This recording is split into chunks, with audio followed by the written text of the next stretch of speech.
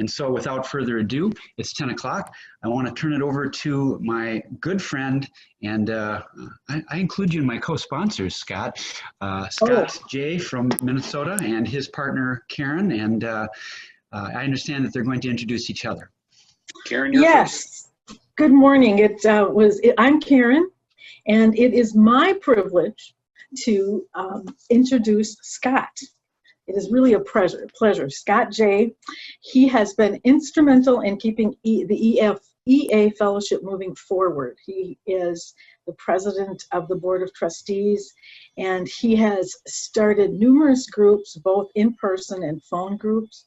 He's been bringing people together by sharing his experiences, strength, hope, and joy of EA and of life to all of us that have had the pleasure of knowing him. I've learned how to be more open and willing by listening to Scott and by being within his circle. He too, I consider him a co-sponsor because he lets me share, and I enjoy seeing him work his program. He has a strong program, and I emulate to try to do that. I feel very fortunate to spend time with Scott, and it is my pleasure to introduce to you and want you to welcome Scott J. Thanks, Karen, and I get to return the favor and easily say some nice things about my partner in this session in leadership, Karen. So I met Karen through her friend Sharon in the program probably 10, 11, 12 years ago. And since then, Karen has practiced service not only in her leadership and partnership with this retreat and other retreats she's been a part of planning, but she and I put pamphlets together. We fold those pamphlets like on sponsorship together at the International Service Center. We have breakfast together on Saturday mornings, and Karen shares about her life and how the program is working for her.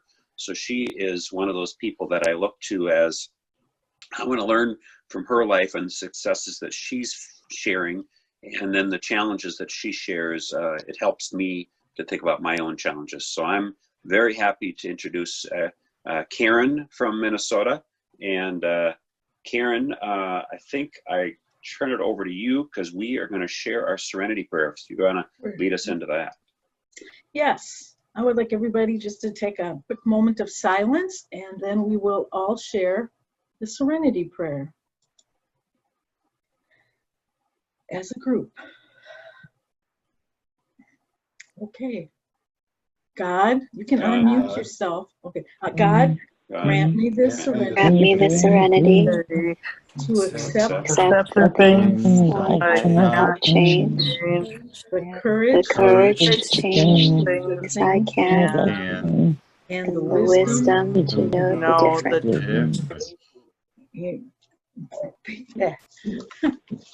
Peace. Okay, so the first thing I need to do is choose a reader for our first reading, which is going to be sharing the 12 steps of EA. And I can only see so many people on my screen, so okay, I see Greta has raised her hand. So Greta will, and then Harvey, how about if we have you do the second reading, which will be the Just for Today's. Okay, thank you. I'm gonna mute, and Greta, you can go ahead and read the 12 steps of Emotions Anonymous. That's on page 238 of the Blue Book, and it's on the screen also. The 12 steps. 1, we admitted we were powerless over our emotions, that our lives had become unmanageable. 2, came to believe that a power greater than ourselves could restore us to sanity. 3, made a decision to turn our will and our lives over to the care of God as we understood Him. 4, made a searching and fearless moral inventory of ourselves. 5, admitted to God, to ourselves, and to another human being the exact nature of our wrongs. 6, we're entirely ready to have God remove all these defects of character. 7, humbly ask Him to remove our shortcomings. 8, made a list of all persons we had harmed and became willing to make amends to them all. 9, made direct amends to such people wherever possible, except when to do so would injure them or others. 10, continued to take personal inventory, and when we were wrong, promptly admitted it. 11, sought through prayer and meditation to improve our conscious contact with God as we understood him, praying only for knowledge of his will for us and the power to carry that out. 12, having had a spiritual awakening as a result of these steps, we tried to carry this message and to practice these principles in all our affairs. Pat. Thank you, Greta. Harvey? Okay, the EA just for today, I will try to live through this day only, not tackling all of my problems at once. I can do something at this moment that would discourage me if I had to continue it for a lifetime. Just for today, I will try to be happy, realizing my happiness does not depend on what others do or say or what happens around me. Happiness is a result of being at peace with myself. Just for today, I will try to adjust myself to what is and not force everything to adjust to my own desires. I will accept my family, my friends, my business, my circumstances as they come. Just for today, I will take care of my physical health. I will exercise my mind. I will read something spiritual. Just for today, I will do somebody a good turn and not get found out. If anyone knows of it, it will not count. I will do at least one thing I don't want to do, and I will perform some small act of love for my neighbor. Just for today, I will try to go out of my way to be kind to someone I meet. I will be considerate, talk low, and look as good as I can. I will not engage in unnecessary criticism or finding fault, nor try to improve or regulate anybody except myself. Just for today, I will have a program. I may not follow it exactly, but I will have it. I will save myself from 2 pests, hurry and indecision. Just for today, I will stop saying, if I had time. I never will find time for anything. If I want time, I must take it. Just for today, I will have a quiet time of meditation, wherein I shall think of my higher power, of myself, and of my neighbor. I shall relax and seek truth. Just for today, I shall be unafraid. Particularly, I shall be unafraid to be happy, to enjoy what is good, what is beautiful, and what is lovely in life. Just for today, I will not compare myself with others. I will accept myself and live to the best of my ability. Just for today, I choose to believe that I can live this one day. Okay, thank you, Harvey. Thanks to the readers.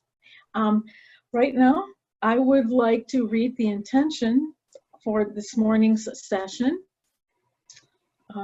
May we connect authentically with our EA friends and see each other truly. May we have gratitude for each person and appreciate what is said. May we stay in our hearts and create a safe place to do our work together. May we bring compassion into all of our time together and allow a gentle space for each other.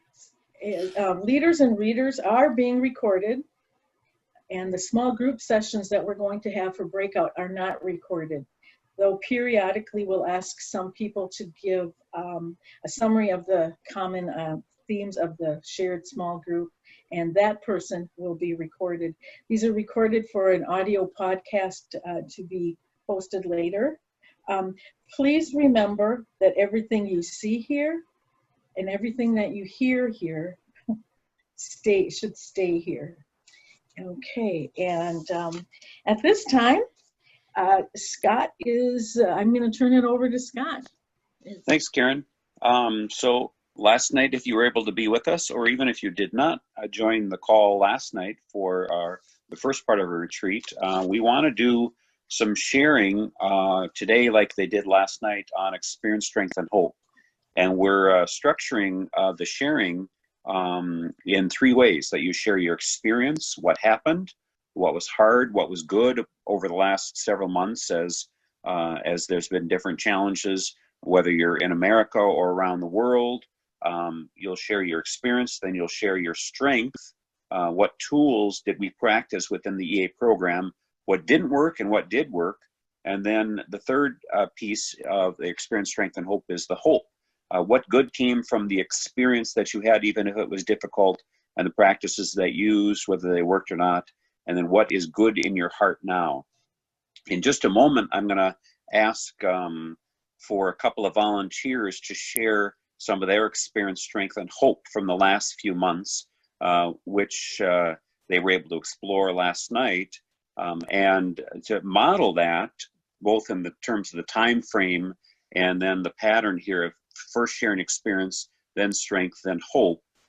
We're going to have Karen do that, and try to do it. I think it's a minute each, right? On each of these. That's it.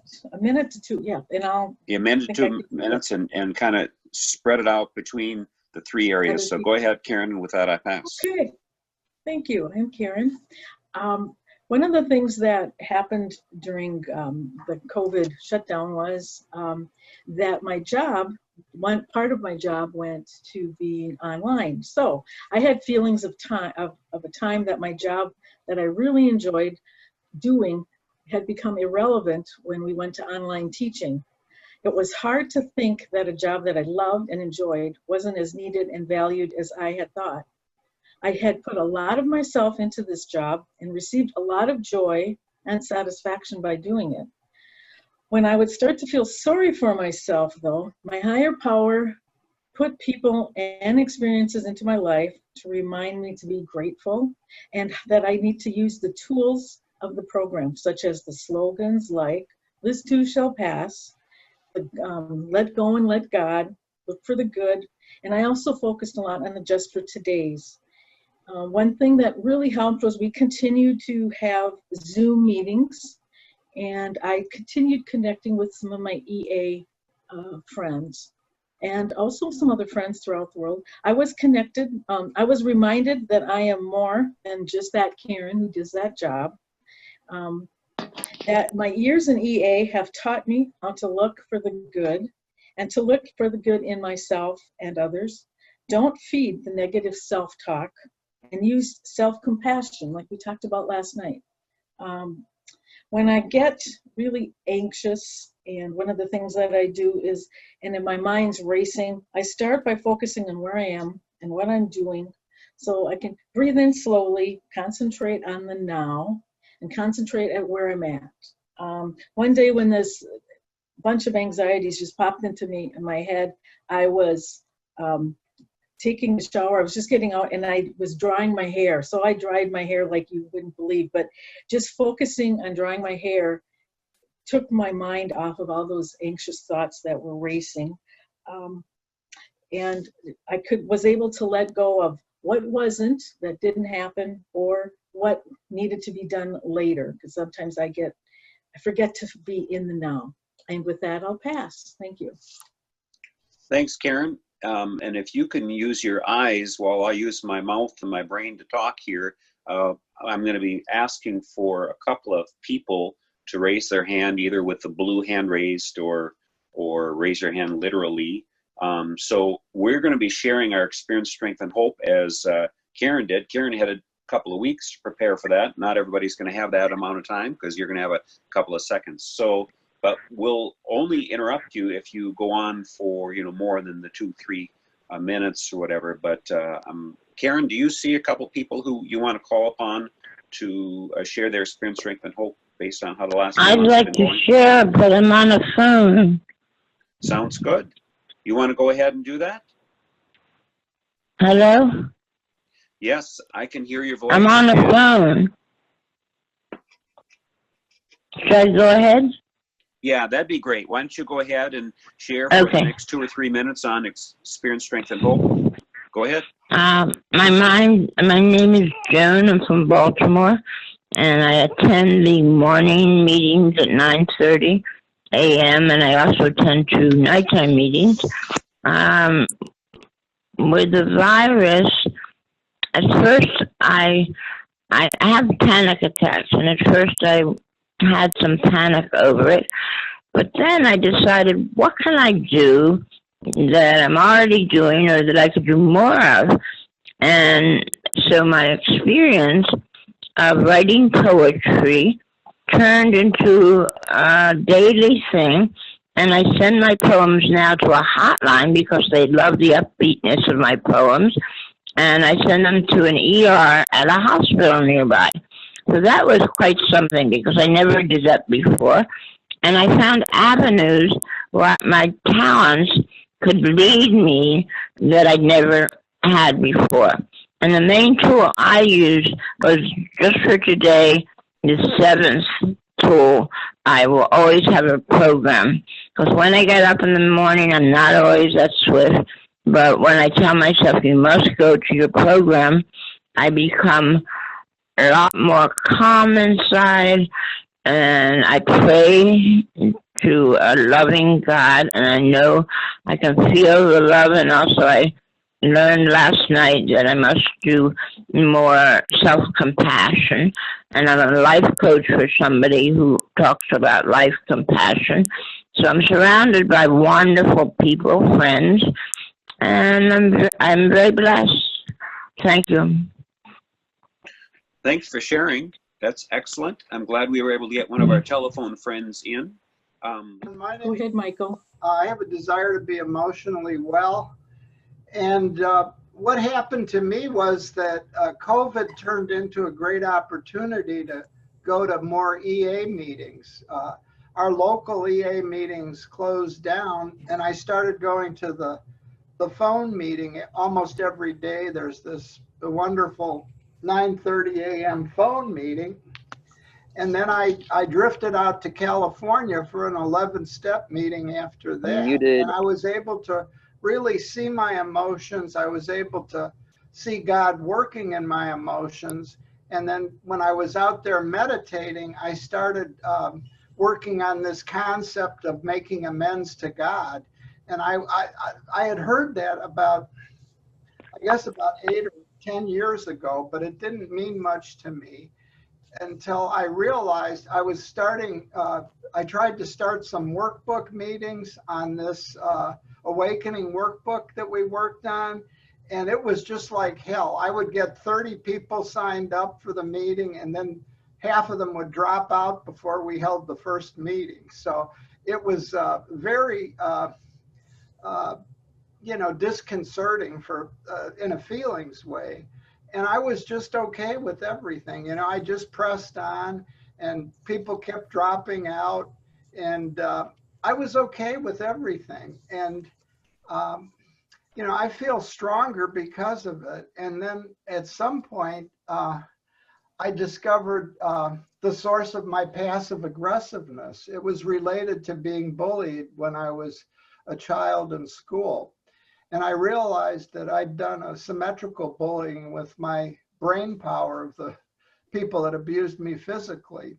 I was just as vicious. And then I just forgave everybody. And the whole thing sort of, the deep trauma of the bullying just sort of lapsed. And I realized that that made me a passive aggressive person for most of my life.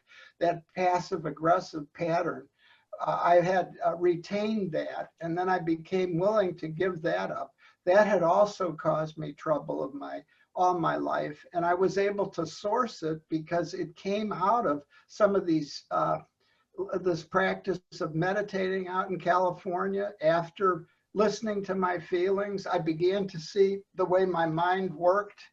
And all of that stuff just came out of the blue.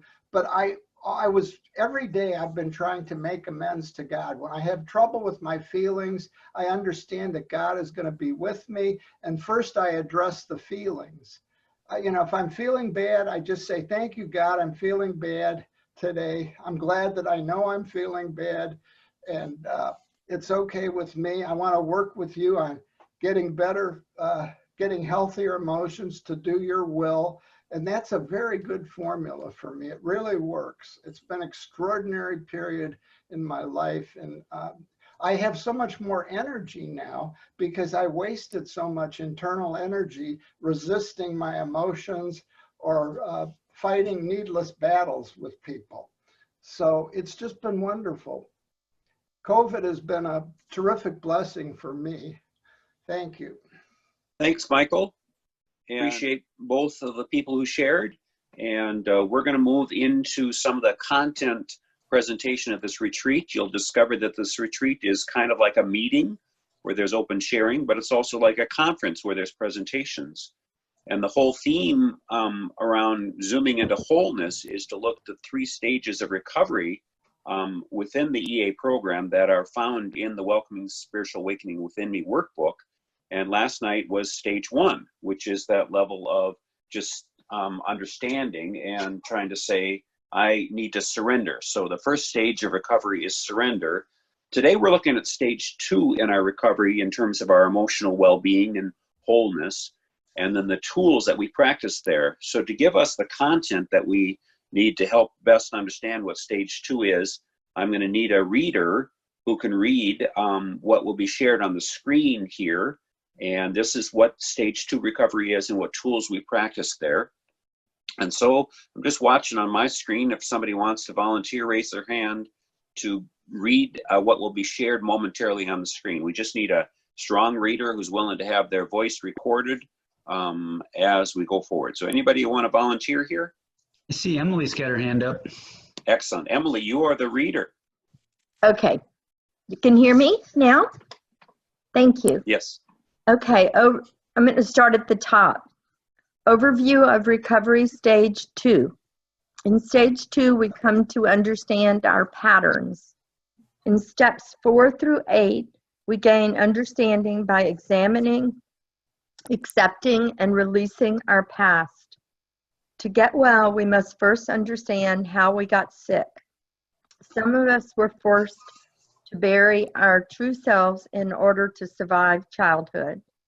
If our caregivers weren't able to accept and love us as we were, our fallback was to act as they demanded us to act in order to survive. Our families communicate very clearly how they want us to behave. Because of this, we conform in ways that are approved of and rewarded to get the love and nourishment we need.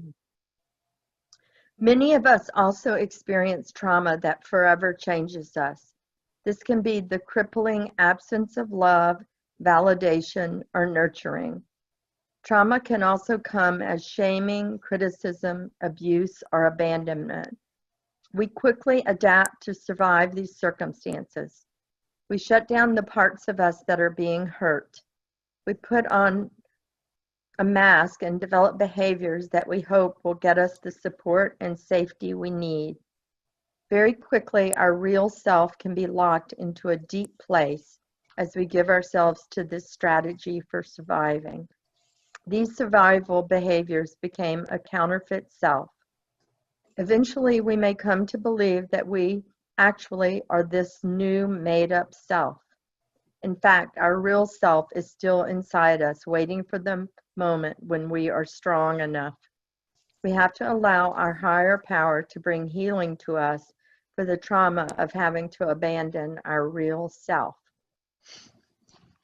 Others may remember having a happy childhood, but then something happened later.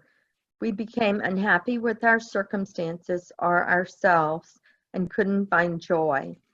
We may not have liked our relationships or our work, or maybe our circumstances seemed good, but we were unable to find self-esteem, peace, or satisfaction. We began looking for a dependable path to wholeness.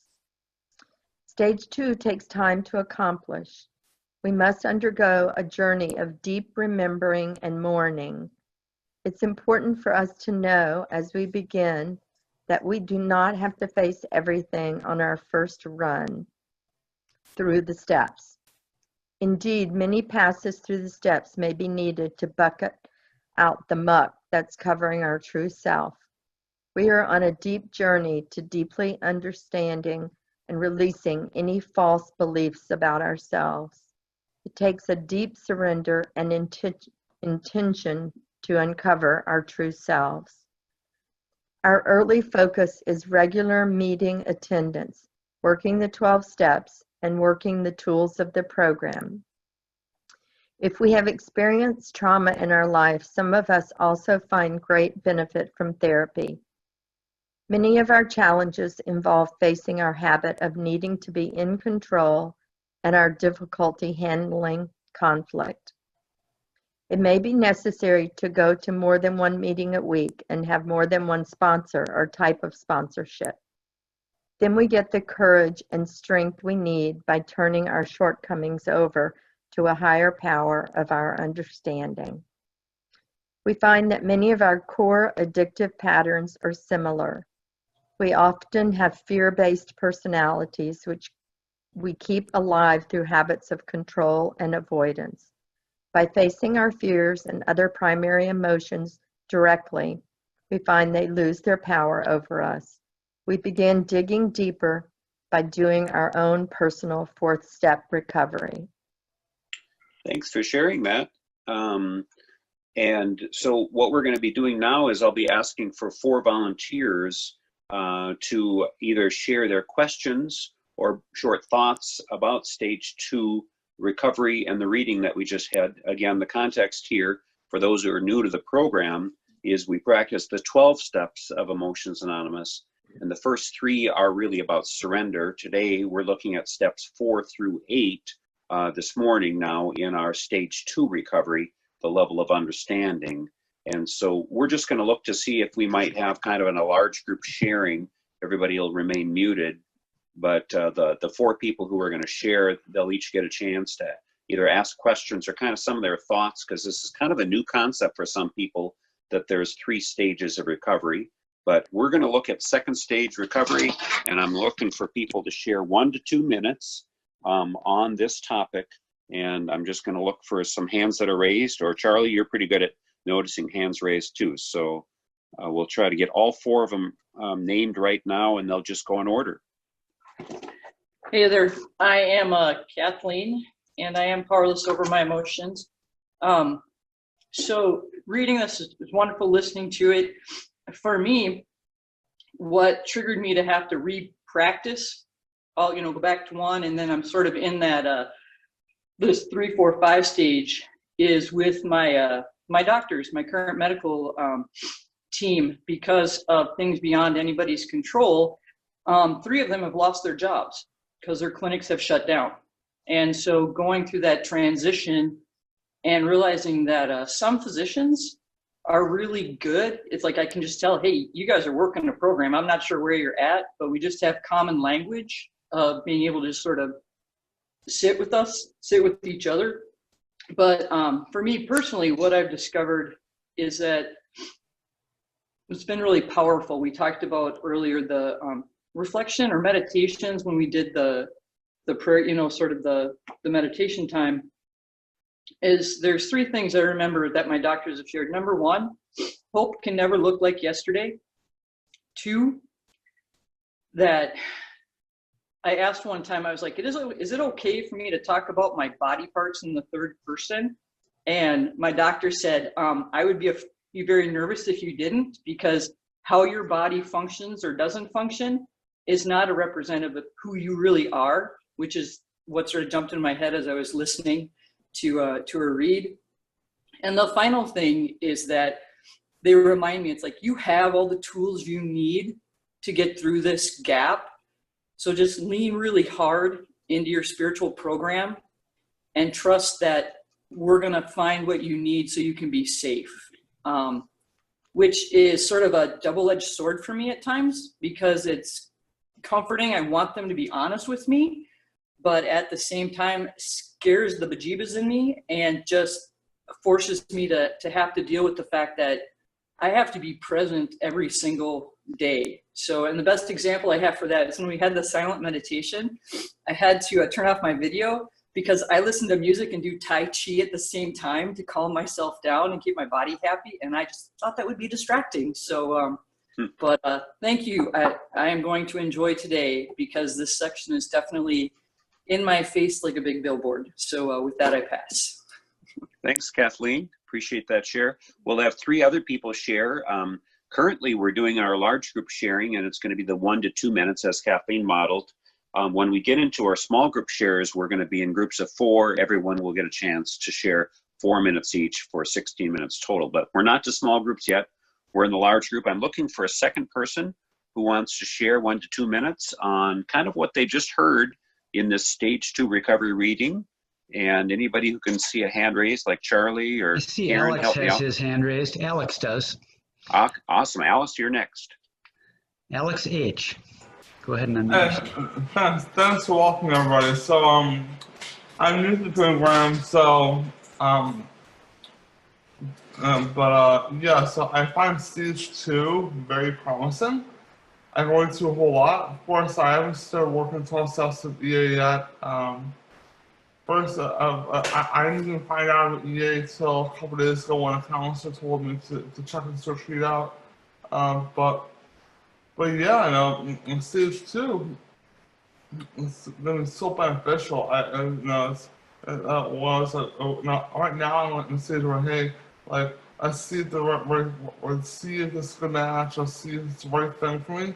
After reading step 2, oh, it is amazing. Stage 2, I'm so looking forward to doing that. Without a pass.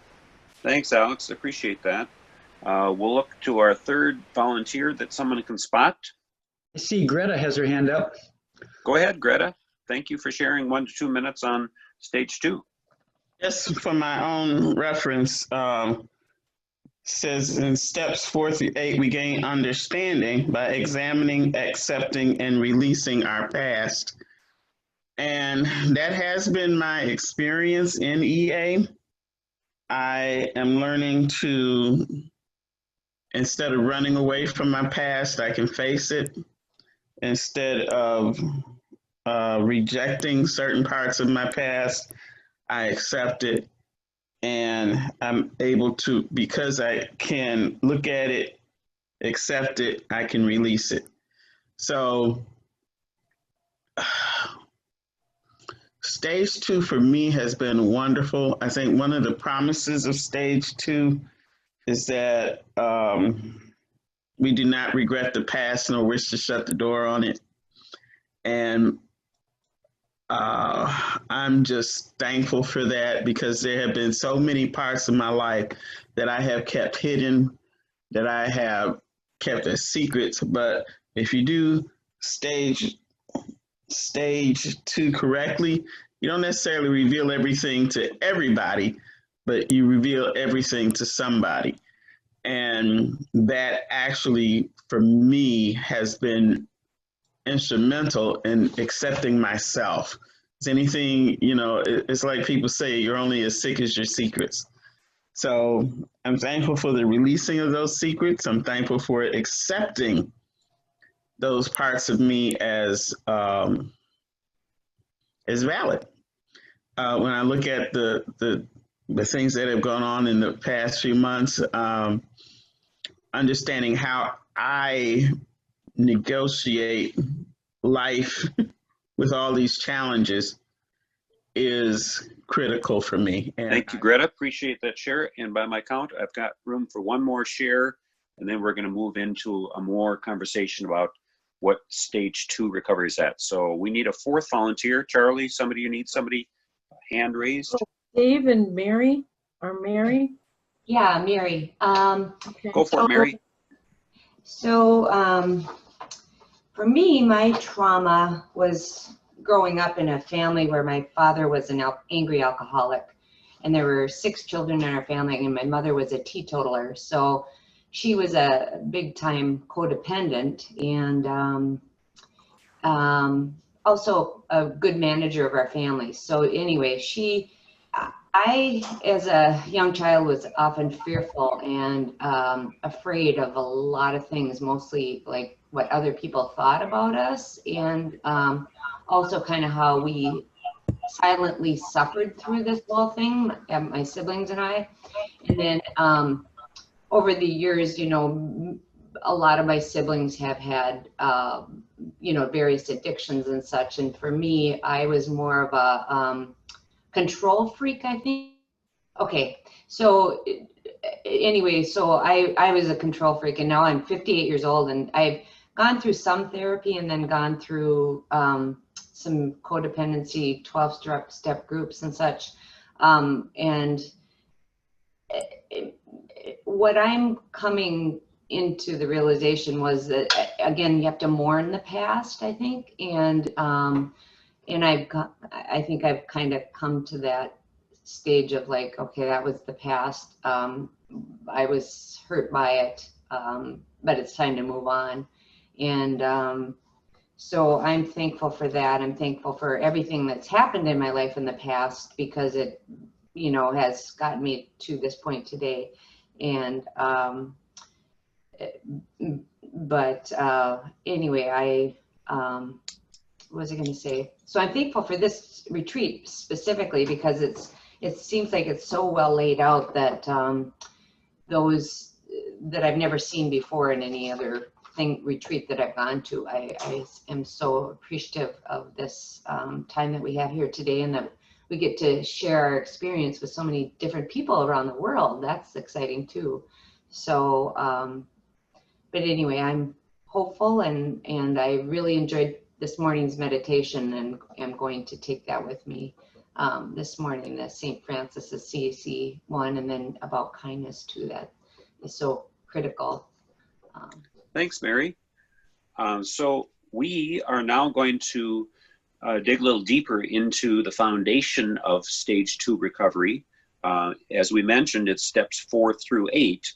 And because of the structure and the time limits of our retreat, we're not going to be able to do a 4th and a 5th step the way we would normally lay that foundation for this understanding of our life, both our gifts, but also our challenges, assets, defects of character. So instead of going the deep dive into step 4 as a foundation for recovery, we're going to spend our time on step 10, which is the daily inventory, the tool that we use to examine, accept, and release the past. And so I'm going to turn things over to Karen as she leads an exercise that does focus on step 10 and the 4 A's. And so with that, I pass. Okay, thanks, Scott. Yeah, we're going to dig into a little more deeper into stage 2 recovery, which is understanding. And we need to work the tools of the program to lead us into this understanding. Step 10 is really one of the great tools. It helps us review our day, let go, and, you know, make amends when we need, at the time, or when we need to, so they don't pile up and get the best of us.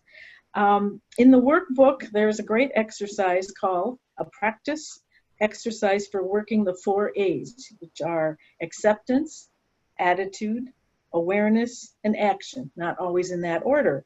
I'm going to be asking for 2 people to read, because this is a fairly long reading, and it is on the screen now. So I can't see too many people, but let's see. Would somebody like to read? Oh, I have Michael has his hand up, and so does Dolores. So we'll start with Michael, and once his portion's done, we'll go down to Dolores. Okay, and this is from the book, Awakening Your Spiritual, or Welcoming Your Spiritual Awakening, and it's on page 101 or 102. Okay, my name's Michael. I have a desire to be emotionally well. Personal 4th step inventory, the daily 4 A's. The 4 A's is a daily inventory for changing our thinking. The healthier we become, the more able we are to do a healthy 10-step inventory right in the moment. The 4 A's are an EA slogan, which remind us of 4 simple steps to doing such a present moment inventory. The 4 A's are acceptance, awareness, acceptance, attitude, and action. Using the 4 A's can take us through the steps of changing our thinking from negative to positive. What follows is a simple way we can use the 4 A's to slowly move our thinking and emotions towards the positive. Awareness. We notice an emotion and take this as an invitation to stop and look within. Practicing this, we begin to be aware of our thoughts and emotions more frequently. Acceptance. We learn to accept our situations, thoughts, and emotions as they are. We see that most of the pain we feel is because we try to change our thoughts and feelings before we have acceptance of them. We begin to see that we are not these thoughts and emotions. They are just passing through us.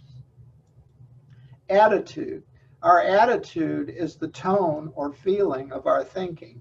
If we are struggling with something, we can look to see if it's coming from our attitude. We wish to change our negative attitudes to wise ones. The wise attitudes we need most are trust and positive intention. We open up and ask our higher power to guide us to a wise and positive attitude. We set an intention to be the best self we can be. We trust that we are supported and that we are enough to do this. What is a healthy, good attitude toward my feelings? I trust that I can just feel my emotions. They are natural, and I can handle feeling them. I can even see my negative emotions as gifts. They're helpful cues trying to show me that the way I'm perceiving something is hurting. They may point to an identifying painful thought or belief. I can more easily accept my feelings when I remember they are just passing through me. They are not who I am. I can have compassion towards them. I can develop a sense of self that is separate from my emotions. What is a healthy, good attitude towards my thinking? I was going to ask Dolores to read at this point. Okay. Hi, I'm Dolores, powerless over my emotions. What is a healthy, good attitude towards my thinking? These are just thoughts. I see my habits of thinking, but they are not me. I can see which kinds of thinking aren't helpful and have compassion about this painful habit. I am developing a sense of self that is separate from my thinking. I can more easily let them go. I have new tools for changing my thinking. Action. Our wise actions rise out of our awareness, acceptance, and wise attitude. Now we notice the difference between thoughts and beliefs. Repeated thinking creates beliefs, and in our recovery, we're really trying to change old negative beliefs. Deep beliefs create a false sense of self as we lend our identity to them moment by moment. What we call the false self in EA, we might think of as a collection of false beliefs that we've been lending our identity to. For example, I might have had a bad or shaming experience learning a musical instrument when I was young. I might have taken on a belief that I don't have the talent for it. I may have falsely concluded I'm not the kind of person who likes playing music. Then chance happens, and when I'm staying at a friend's house, I end up killing time banging around on his drum set. I discover I like it, and I have natural rhythm too. So what exactly happened to the self that believed he wouldn't like playing music? It was just a limiting false belief that was lent to my identity. Freed of that one belief, I have a whole world of possibility open to me anew. As a powerful recovery exercise, we can ask ourselves, what are my most painful and limiting remaining false beliefs? Then we can do the liberating work of seeing what hidden happiness is just waiting for us.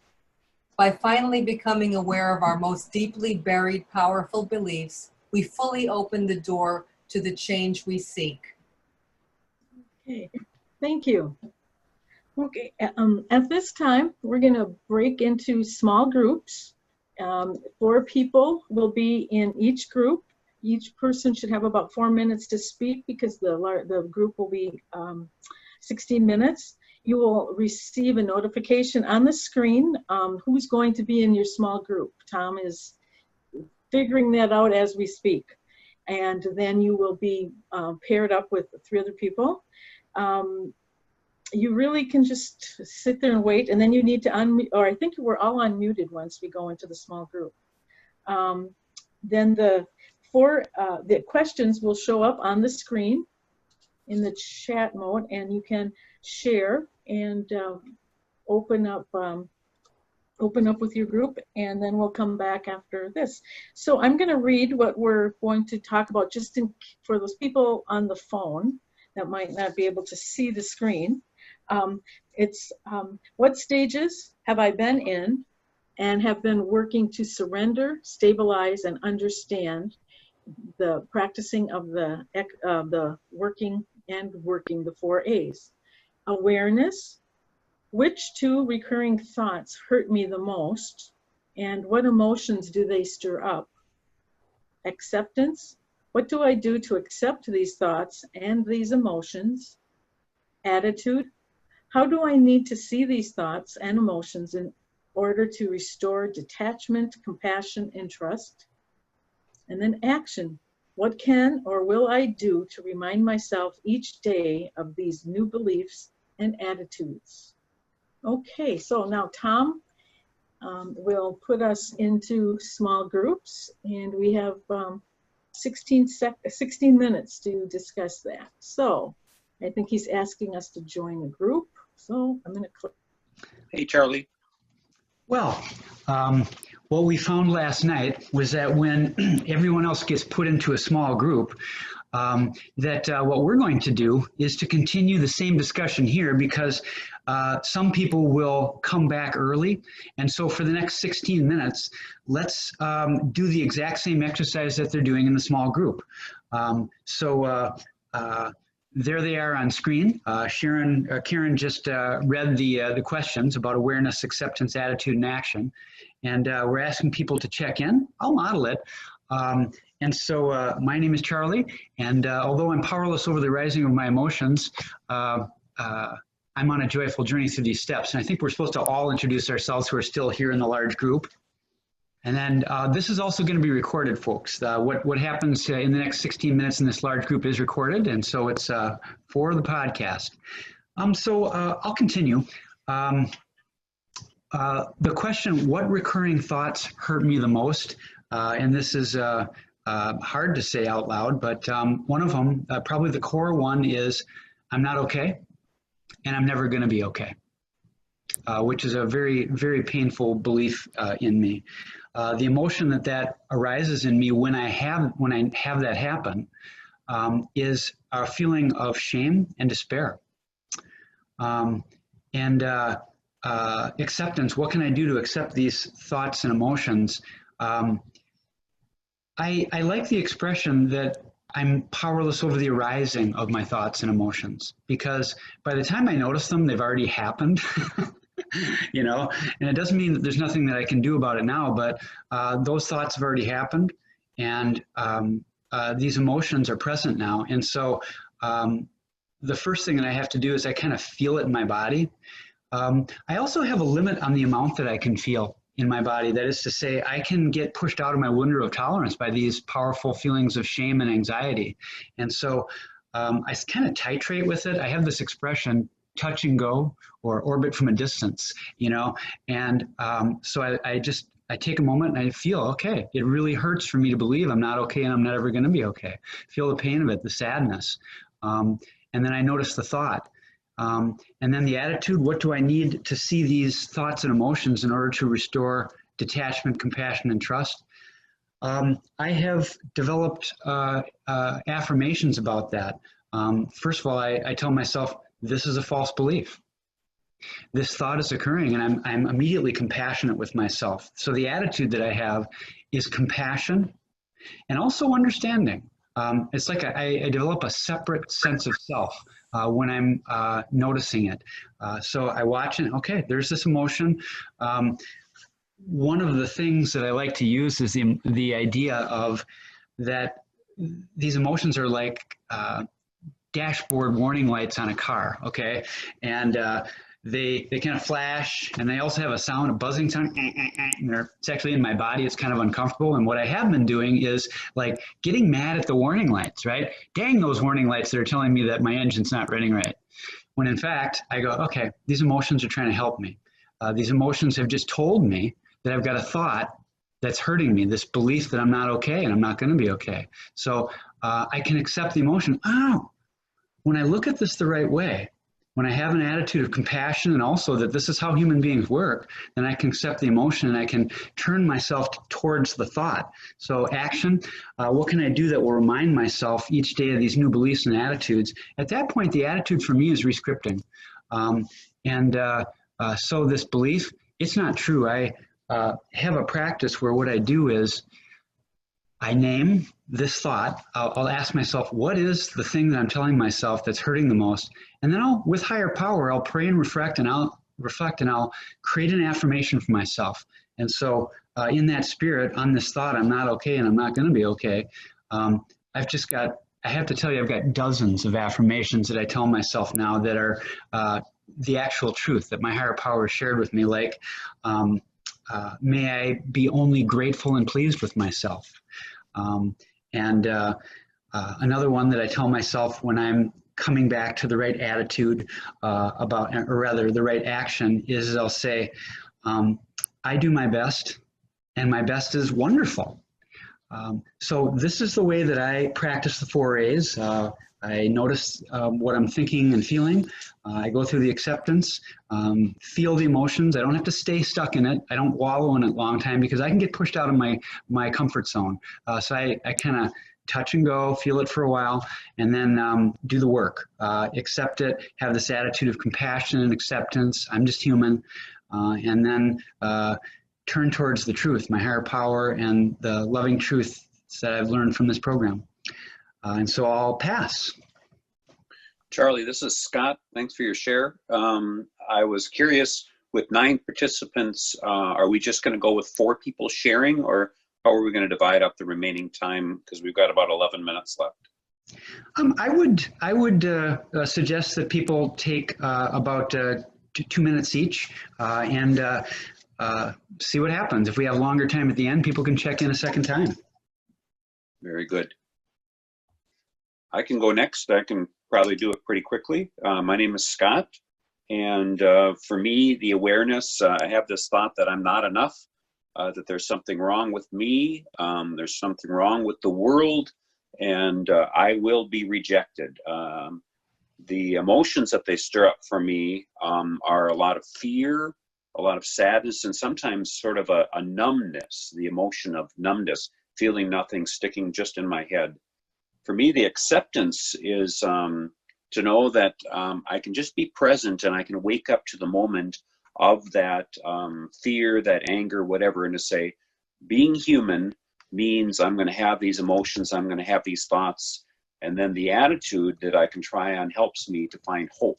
How do I need to see these thoughts and emotions in order to restore attachment? I need to see them as not me, but within me, that they come to me as friends. And so if I pay attention to emotions like touching a hot stove, now that's got my attention, that's painful. So then I can address it, maybe take some action to step away. The compassion and the trust for me is just to be kind myself, because maybe in the world, nobody else will be kind to me, but I have the power to always show kindness and to trust that I am enough. So the action is each day, not only do I remind myself of new beliefs that I'm okay, life is safe, and where it's not safe, I'll set up good boundaries. I also take action to go for a walk. I take action to eat as well as I can. I take action to call people, to be open to co-sponsoring. Those are some of the things that go on for me. With that, I pass. I think there's another 7 of us, so somebody can step in next. Hi, my name is Barry. I'm speaking from Florida, and the fact is that the awareness and the acceptance and the action and the attitude have all been a part of 29 years of my life. When I first came into EA, I was worrying about all kinds of things. When I have the awareness and the acceptance, I go to step 1. And I also, the attitude and the action come from step 2 through step 12. Because I go to my higher power and I can speak to my higher power. And every time that I've gone to my higher power, some of the most dire things, when I was lying on a table in a hospital and they were putting stents into my heart, I had an opportunity to have that awareness. And I had the opportunity to accept that I was going to come out of it. That was 16 years ago. And the fact is, my higher power has been very, very wonderful to me. 29 years of EA has given me patience, understanding, and a tremendous amount of feeling. And I've learned to deal with, when other people have problems, I have the patience to deal with it and to work with it and to work with it on my own. And it's been so helpful over the years. I joined a thing on Facebook, and they've been giving me different sayings every day. And as I read them, they're very, very, very exciting because it gives me that stimulus and spirituality that I really need. And I really appreciate this particular thing that I'm doing today with you guys. And I hope that everybody has good health. Thank you very much. Thanks, Ronnie. Would anyone else like to take a couple minutes and share how they would work this practice exercise of going through the 4 A's? So we don't want anybody to feel a pressure to respond to these 4 questions. So if Charlie or I or anybody else who've already shared want to share a second time to fill our space, there's probably lots we can share, each of us. So does anybody see it as an opportunity to share it this time? Yeah, I can talk about this. There's a couple of common themes that are weaving together in this exercise. We're talking about the stages of recovery, and inventory is a way that we know what stage that we're in. And so the first thing, this awareness step, it's really how we figure out where we are. Are we back in stage 1, working steps 1, 2, and 3, stabilization or surrender? Are we grounded enough to do our awareness inventory? Which is kind of what this exercise is an awareness inventory. The other thing, when it talks about attitude, the attitude that we're really trying to invite people to start practicing in EA through the workbook, it appears over and over, is compassion, is self-compassion. We're unique from other programs, and it could be that some of those other programs, which are more focused on getting out of substance addiction in other places, might need a kind of more kick your butt kind of attitude because this is a survival situation. But our experience is that a lot of the folks from EA tend to already be hard on ourselves. And this attitude of gentleness is not just new for us, we find that it's really hard for us. There may be some misunderstandings or painful false beliefs that we've learned from other places, like that paying attention to myself or being kind to myself is selfish. And in fact, that may be the message that we heard in our childhood that was kind of a form of abandonment, and so we may be actually repeating what happened to us by denying ourselves the empathy and compassion that we need. So coming back to this exercise, when I come to awareness, maybe the first thing that I'm used to doing is being hard on myself. When I notice, oh boy, I'm really kind of thrown again, we might be used to just being hard on ourselves. And so what if the very first thing that we did was to go, ouch, ouch, I'm hurting again. I'm back in first step. And this is okay, this is normal, this is human, this is ordinary. Thank you, mind, for noticing. Thank you, mind, for your willingness to begin again and to turn towards the tools of the program, to turn back towards higher power. Thanks for being willing to begin it again now. And so there's that attitude of compassion. Again, the themes that we're really working together all throughout this retreat from the workbook are to weave compassion through our personal inventory, becoming aware of where we are in the stages of recovery, being kind about it, and then because we've noticed where we are, giving ourselves the right medicine for the moment.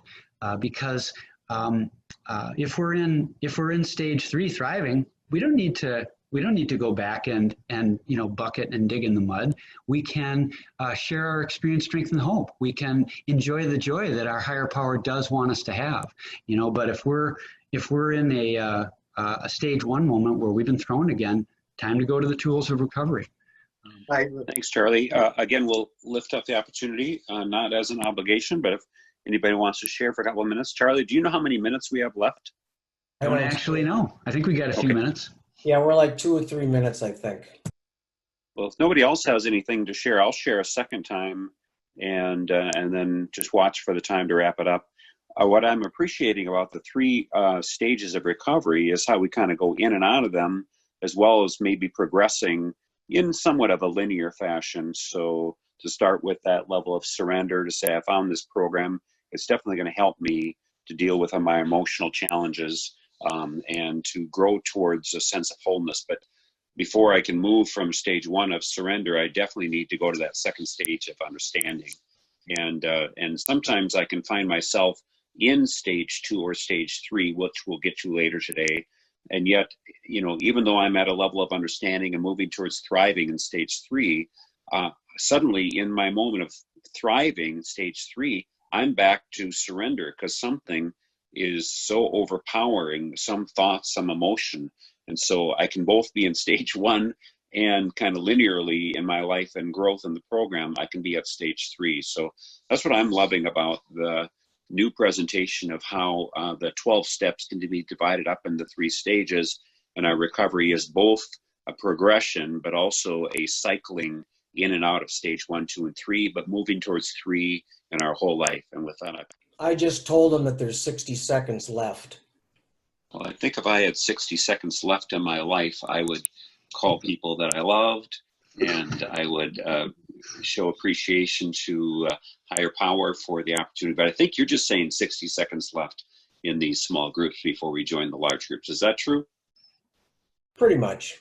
All right. Thank you. Thanks for that assurance, Tom. With that, for those of you who were in our small group and didn't share anything, I'm glad that you participated with your faces smiling, or in one case with a blank screen, but people must be joining us back again. So Karen, I think maybe you are going to be leading us through this next section on the large group sharing. I don't see her back yet from the small group quite yet. Oh, okay. I thought we were all magically returning all at the same time, so not sure how that all works. I didn't set myself up properly in advance of this. Okay. So that's fine. Call me.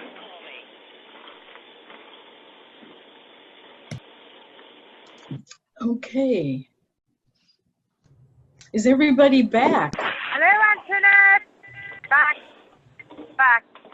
I'm going home, Katie. Now in 2 minutes, if you don't get into that park. So Karen, I think we'll look to you to provide the leadership here, and if you can have everybody mute themselves except for Karen.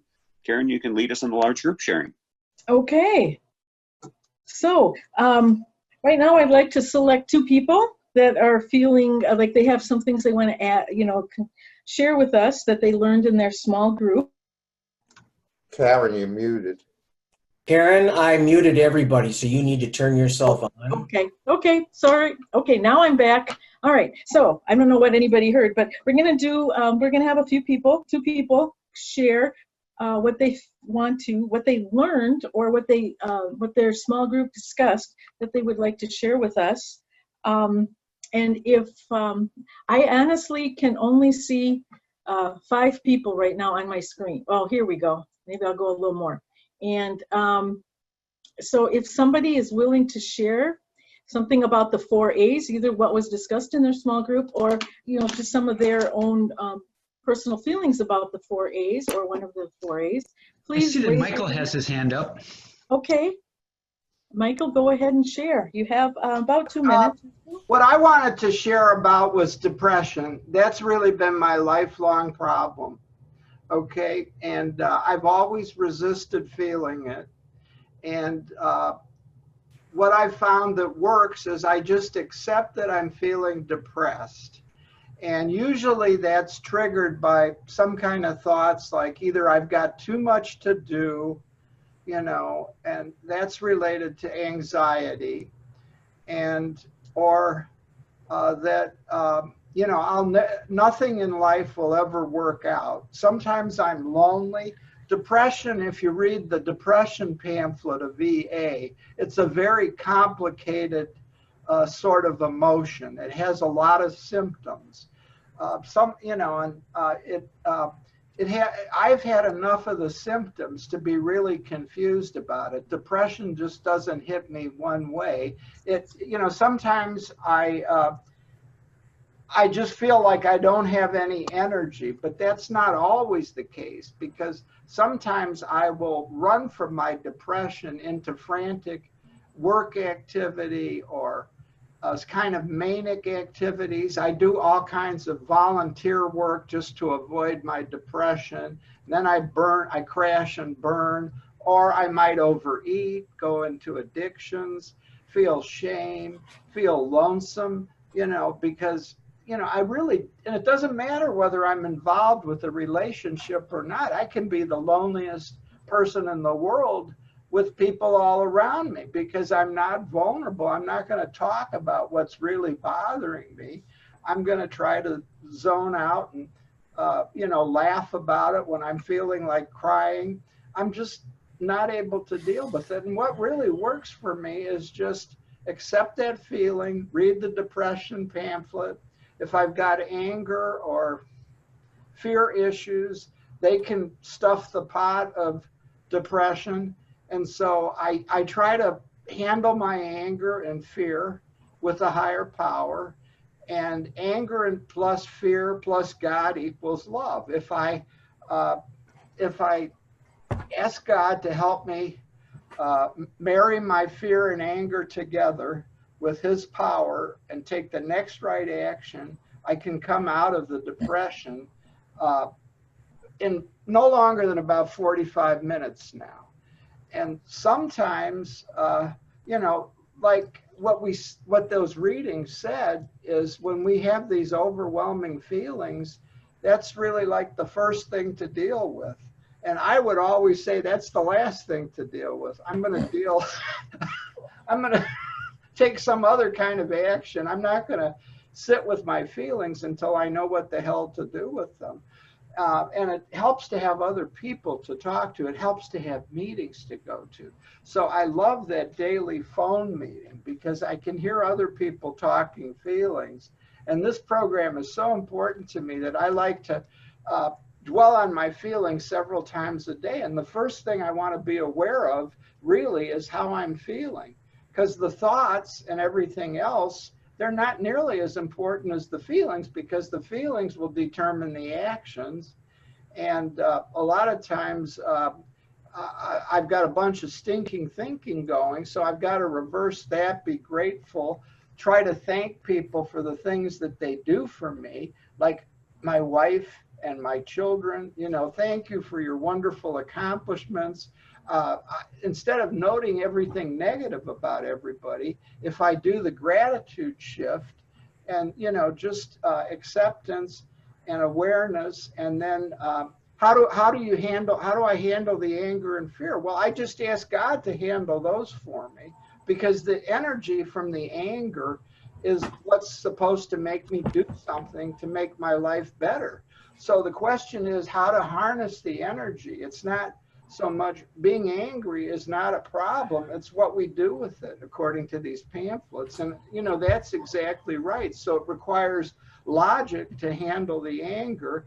And if I can't be afraid to express anger because I need courage. You know, I might need God to give me courage to do something.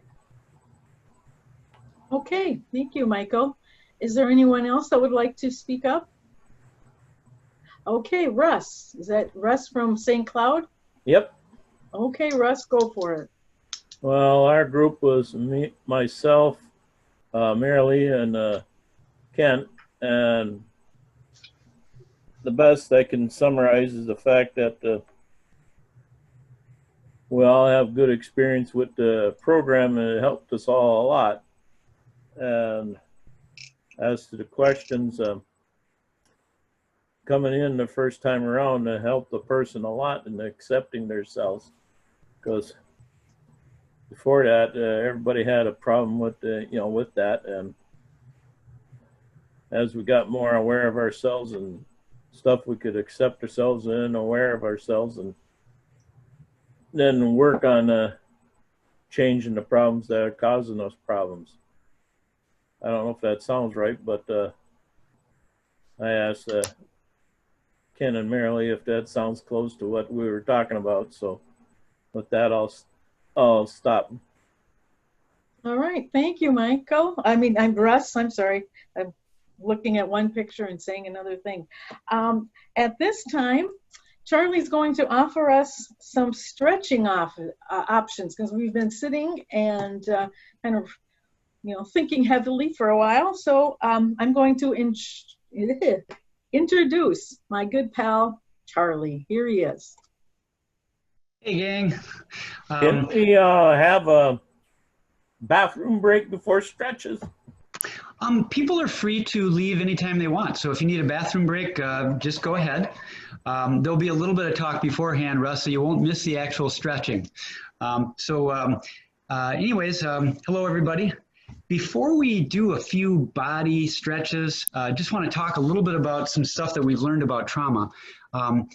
You might have heard this story before, but I'm going to just say it if you haven't. Did you know that when we've observed animals in the wild, that after they experience a stressful experience, like let's suppose that a gazelle, is one of a herd that's just run away from a lion, one of the things that they'll do is they'll, when the danger is over, is they'll stand and they'll shake it off, right? They'll literally kind of shake their bodies off. And unlike the gazelle, we may not think to shake it off when we have stress coming in. And what's more, we've got a different brain than the gazelle's got, because we can remember the past and we can also imagine the future. And if we remember something that's not happening that was traumatic, and if we imagine something happening that's not happening right now that's traumatic, our body reacts the same way. And so we might try to think our way through it. We might try to, talk our way through it. But actually, what works really well is to get physical with it first. Sometimes before we can process, we have to actually get physical. So, folks, if you'll join me, we're just going to take about 4 minutes, and you're going to get to see a little bit of my attic here. And there we go. I'm up here in the lovely attic place there. There's the stairway that goes downstairs. And this is Charlie, I would suggest that everybody go to speaker view now so they can see you clearly. Okay, yeah, that's right. Would everyone please pin my video so that you can see what I'm doing? And then, in other words, it'll make my screen the only one that you're seeing as opposed to the entire conference. So if everyone would just pin to speaker view, and then you'll see the rest of this. Okay, and then what we're going to do is we're going to start out with just a few breaths. And I'm standing back here, so just first of all, wherever you are, I invite you to stand if you feel like standing. Stand up, and then we're just going to take 3 breaths, everyone. Just start off by taking 3 deep breaths. And as you breathe in, imagine you're breathing in clean and refreshing and energizing. And as you breathe out, imagine releasing the tension. Releasing the tension. Breathing in, clean and refreshing. Breathing out, releasing the tension. Breathing in, cool and refreshing. Breathing out, releasing tension. Okay, so we're going to start out with some neck rolls. So we're going to go one direction first. And neck rolls, don't really push your neck. You want to let your head just kind of gently, you're not pushing it, you're gently rolling your head just a few times in one direction. And kind of let the weight of your head sort of stretch gently, gently stretching as you roll. And then when you get to center, come back and roll the other direction. Again, letting the weight of your head just kind of gently go around there. And next we're going to do what are called shoulder shrugs. So we're kind of making ourselves tense a little bit. So put your shoulders up and squeeze your hands. So you're making yourself tense and then drop it like that. So pulling your shoulders up, squeezing your hands, and then drop it. Pulling your shoulders up, squeezing your hands, and then dropping it. Now we're going to roll our shoulders forward like that. 3 forward shoulder rolls like that. And then we'll switch directions and we'll go backwards. And now the absolutely funnest part of this presentation, we're going to do some shaking. So let yourself shake. We'll start with the arms here. Let your arms shake. And be loose about this, okay? Feel what your body wants to do. Maybe your body wants to do a little bit of this, right? Okay? Start with that upper torso. We're shaking our arms. We're kind of waving our torso. And now start to bounce a little bit, right? Just kind of bounce. See, the arms are hanging. Letting ourselves bounce. This is fun. They did this in Romper Room. Let yourself play, okay? And let's switch off and give our legs a chance, okay? So go ahead and let your legs kind of kick, stand on one, kick one leg, shake it off. And right now we're shaking it off, folks. That trauma, whatever that scared is, sitting too long, whatever that is, we're shaking it off. Get those things out there. And now we're gonna do what we call a wiggle. We're gonna kind of do this. Really let it out. Let yourself kind of wiggle it out like that. Great. Doesn't that feel nice? You don't have permission to do that at the office, huh? Okay. Next, we're going to do easy twisting flops. And so we're going to twist like this and let our arms sort of slap against our body. Gently. Twists and flops. And finally, we're going to do something called swan dives. So what this looks like, I'm going to tilt my camera a little bit so you can see all of this. What this looks like is we're going to first go up over our heads, cross our arms over our head, and then we're going to go down. And we can bend our knees a little bit if we want to, going back up, crossing our arms, and going back down. And now I'm going to add some breath to it. Breathing up, we'll cross our arms over our head. Breathing out, we go back down like that. Breathing in, over our head, breathing down, breathing out, scooping. Kind of let yourself get into your own natural rhythm. Following your own breath. Good. Now, just kind of running in place for a little bit. Just sort of jumping, running in place a little bit. And now we're going to settle. We're going to go back to our chairs. We're just going to have a few minutes of relaxing our bodies. So turn to your chair if you would. And sit in a posture that really allows you to have your trunk upright so that you can breathe and be steady.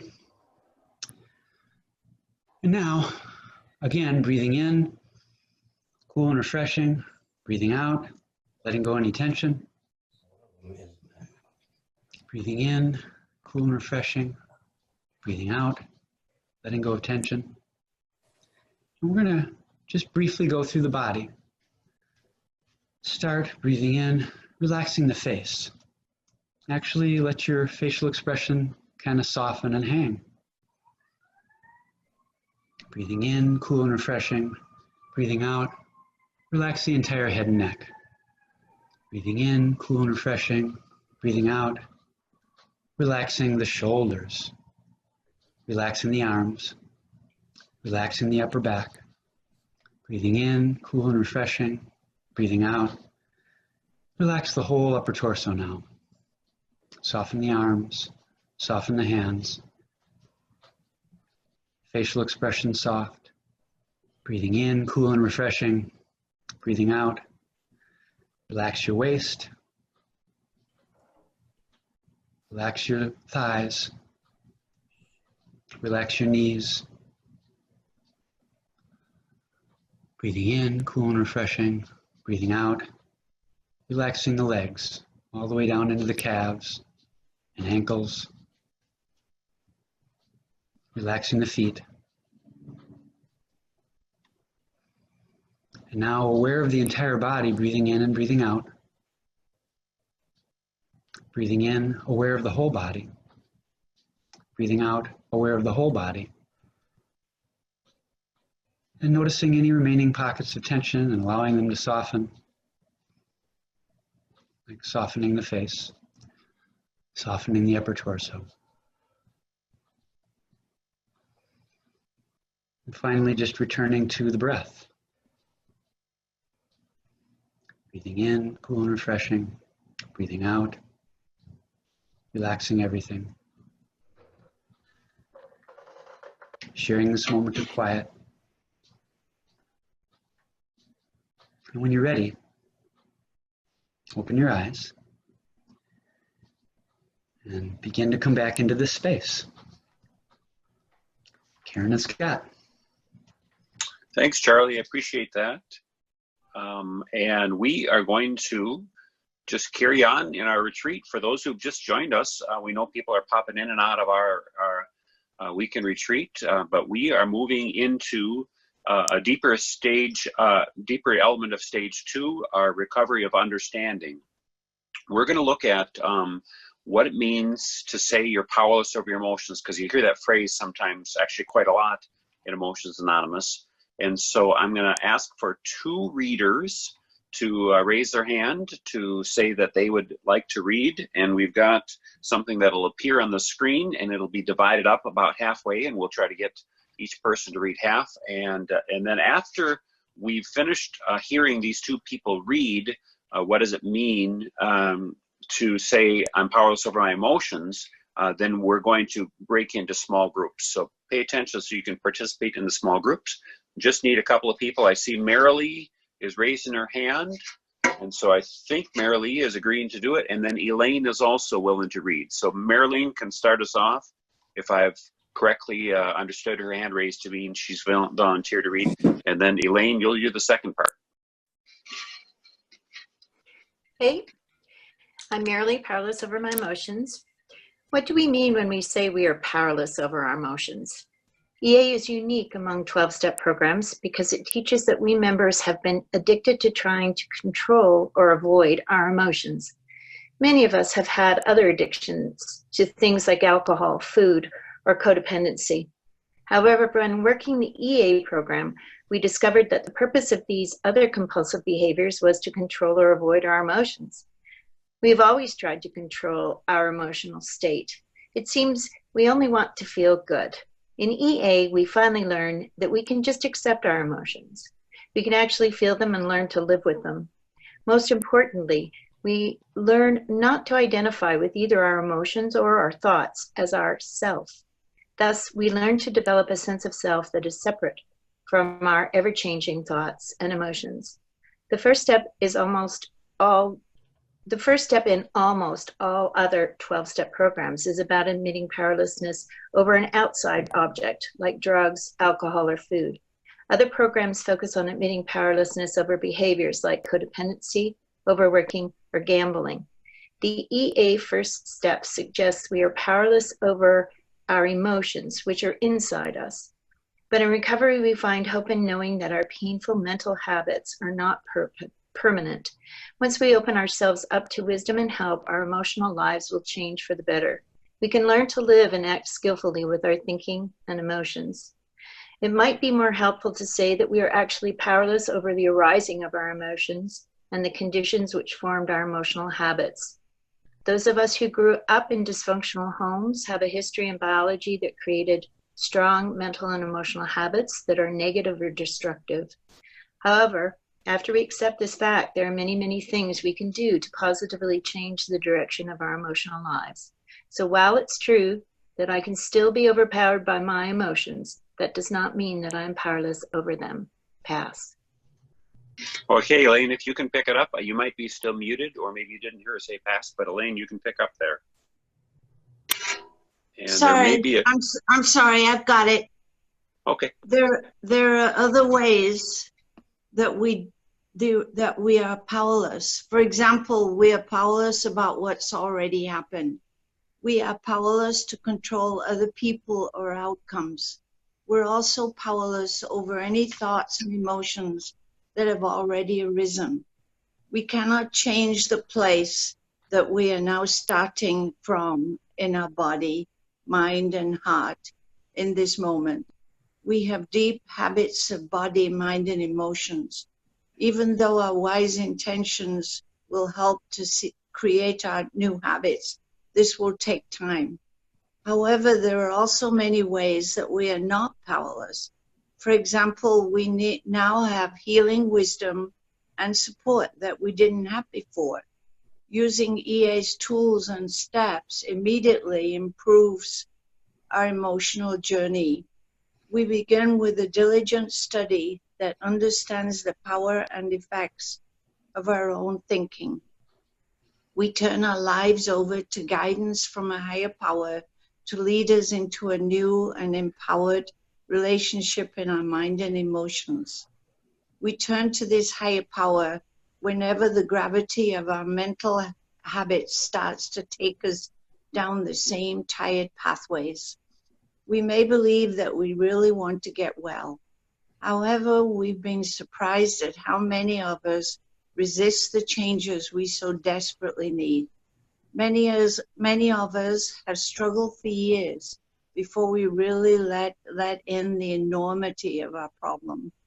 We need to see how the momentum of our negative mental habits continues to get in our way. We need to really want to change. Only then are we able to make an effective decision to let go of our negative identity. We find that step one is not just a one-time admission, but rather we have to take step one over and over. One effective tool we use to effectively practice our first step is the way we introduce ourselves at meetings. For example, two familiar EA check-ins are, I'm Elaine. I admit that I'm powerless over my emotions and that my life has become unmanageable. I'm Elaine. I'm powerless over the arising of my emotions. And when I try to deny or control them, my life becomes unmanageable. Many of us have found that checking in this way can be very helpful in surrendering what we powerless over once again. Once we clearly want to change, then we also need to believe it is possible for us. So besides knowing what we're powerless over, we also need to have a vision for greater happiness that comes from working the program. We found that simply affirming what we can change also makes a huge difference in our EA recoveries. At meetings, you may also hear longtime members introduce themselves in ways that show their own evolving understanding of what they can and cannot change. For example, we have heard members make statements such as, I'm Elaine and I used to feel powerless over my emotions, but through EA, I've learned lots of tools to be a happy person. Or, I'm Elaine and I'm on a joyful journey through those 12 steps. We find these statements reveal many deeper truths. Yes, we're powerless over the arising of our emotions. Our recovery begins by seeing that our attempt to deny or control our emotions causes our lives to be unmanageable. Then through EA, we learn tools which help us to be peaceful, wise, effective, and content.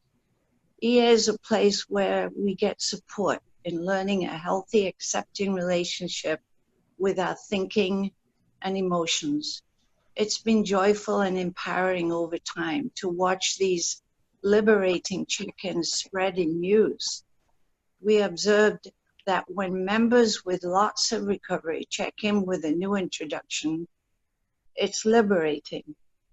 Eventually, people that have been in recovery for years gain a new and tentative smile as they try on a phrase such as, I'm on a joyful journey. You can see them envisioning a new possibility for themselves. What is different about their new vision? It is actually focusing on the possibility of wholeness, whereas their beginning vision in EA could not imagine so much wholeness or joy. The bottom line is that although I still may be overpowered by my emotions, that does not mean that I'm powerless over them. Thank you to both of our readers. And as you can tell in this reading, this special topic, what does it mean to say I'm powerless for my emotions? In stage 2, we're kind of in that great stage of understanding where we understand that we can really thrive as this higher power allows us to go beyond just powerlessness. But in stage 2, we're always ready to surrender to each moment. We're going to surrender to our small group sessions. And as you have been practicing last night and today, you know that when we get in our small groups, there'll be 4 people in most cases, and each person will get 4 minutes, total of 16 minutes. And as I understand it, our small group breakout discussion is going to look at 3 areas. We're going to look at what am I powerless over, what can I change, and what does it mean for me to be powerless? So it'll be questions of that nature put up on your screen. I think Tom is maybe going to move us all into our 4 people, 4 small groups where 4 minutes of sharing each, and then we'll all be brought back together. Tom, can you post the questions somewhere? I just put it into your chat if you're in a room. If you're in the main room, I'll put it back up on the share, but I can't manage the rooms and do that at the same time. So it's already been posted in the small rooms. Okay. Can take a photo of the chat room. Someone suggested that. It works well. A photo of the chat room? Actually, it's available to everyone. So anyone in the main room here, if you just pull up your chat, Tom just put those questions. So just open up your chat, and there they are right there, small group breakout session. What am I powerless over, and what can I change? The reading suggests that while it's true that I can still be overpowered by my emotions, that does not mean that I'm powerless over them with the tools of the program. What does that mean to you? So that's the question. And just like the small groups, we're asking for people to check in with just a few moments, right, Scott? You're muted, buddy. Yeah, so we've got 13 of us in our group, and that means we'll have to be more efficient with our sharing. So 4 minutes at piece, we'll only let 4 of us share. So maybe 1 or 2 minutes. Any volunteers to go first to share your response to these questions? Hi, my name's Go Barry. ahead, Ronnie. I'm actually Barry. Ronnie's my wife. Oh yeah, Barry. Very good. Couple minutes, Barry. I realized one thing very, very late into my program. I have 29 years in program, and I realized very, very late into program that I'm powerless over controlling other people. The fact of the matter is, when I get to a point where I'm going to get angry with my wife, I'm going to get angry with one of my children. They're older children. One is 42 and one is 45. I stop. Wait a second. I'm getting angry. But no. I'm powerless over that. I can't control them. They're them. And they do what they do. At a meeting also, one day a person asked me at a meeting, why did you leave the meeting? I left the meeting because I felt controlled. I went out to my car. I lied down in the car for a few minutes. I let it pass, and I walked back into the meeting. And the person asked me, why are you back here? So I said, because I'm here for me. I said, I'm here to be here for me. Over the 29 years, I've learned one thing, patience. I'm patient with myself. As an artist, I learned one thing. Sometimes it comes out right. Sometimes it doesn't. I can throw it into the garbage can. I can modify it. I can do whatever has to be done. The fact is that I can do with myself the same thing. Over 29 years, I painted the picture. And the picture has changed so much. When I first came in, I was a nervous wreck. Now, my wife is going through some tremendous problems right now, but I'm calm. Occasionally, I get a little tense, but I take the time out to take a deep breath and say, wait a second. She's going through a problem right now. I am not. Let me show the patience and compassion that I can for what she's going through. Right now, she has 2 legs that won't work. She has a blister on one leg and another leg where she has tendons that are ripped. And the fact of the matter is she has tremendous difficulty walking. And I have to understand that.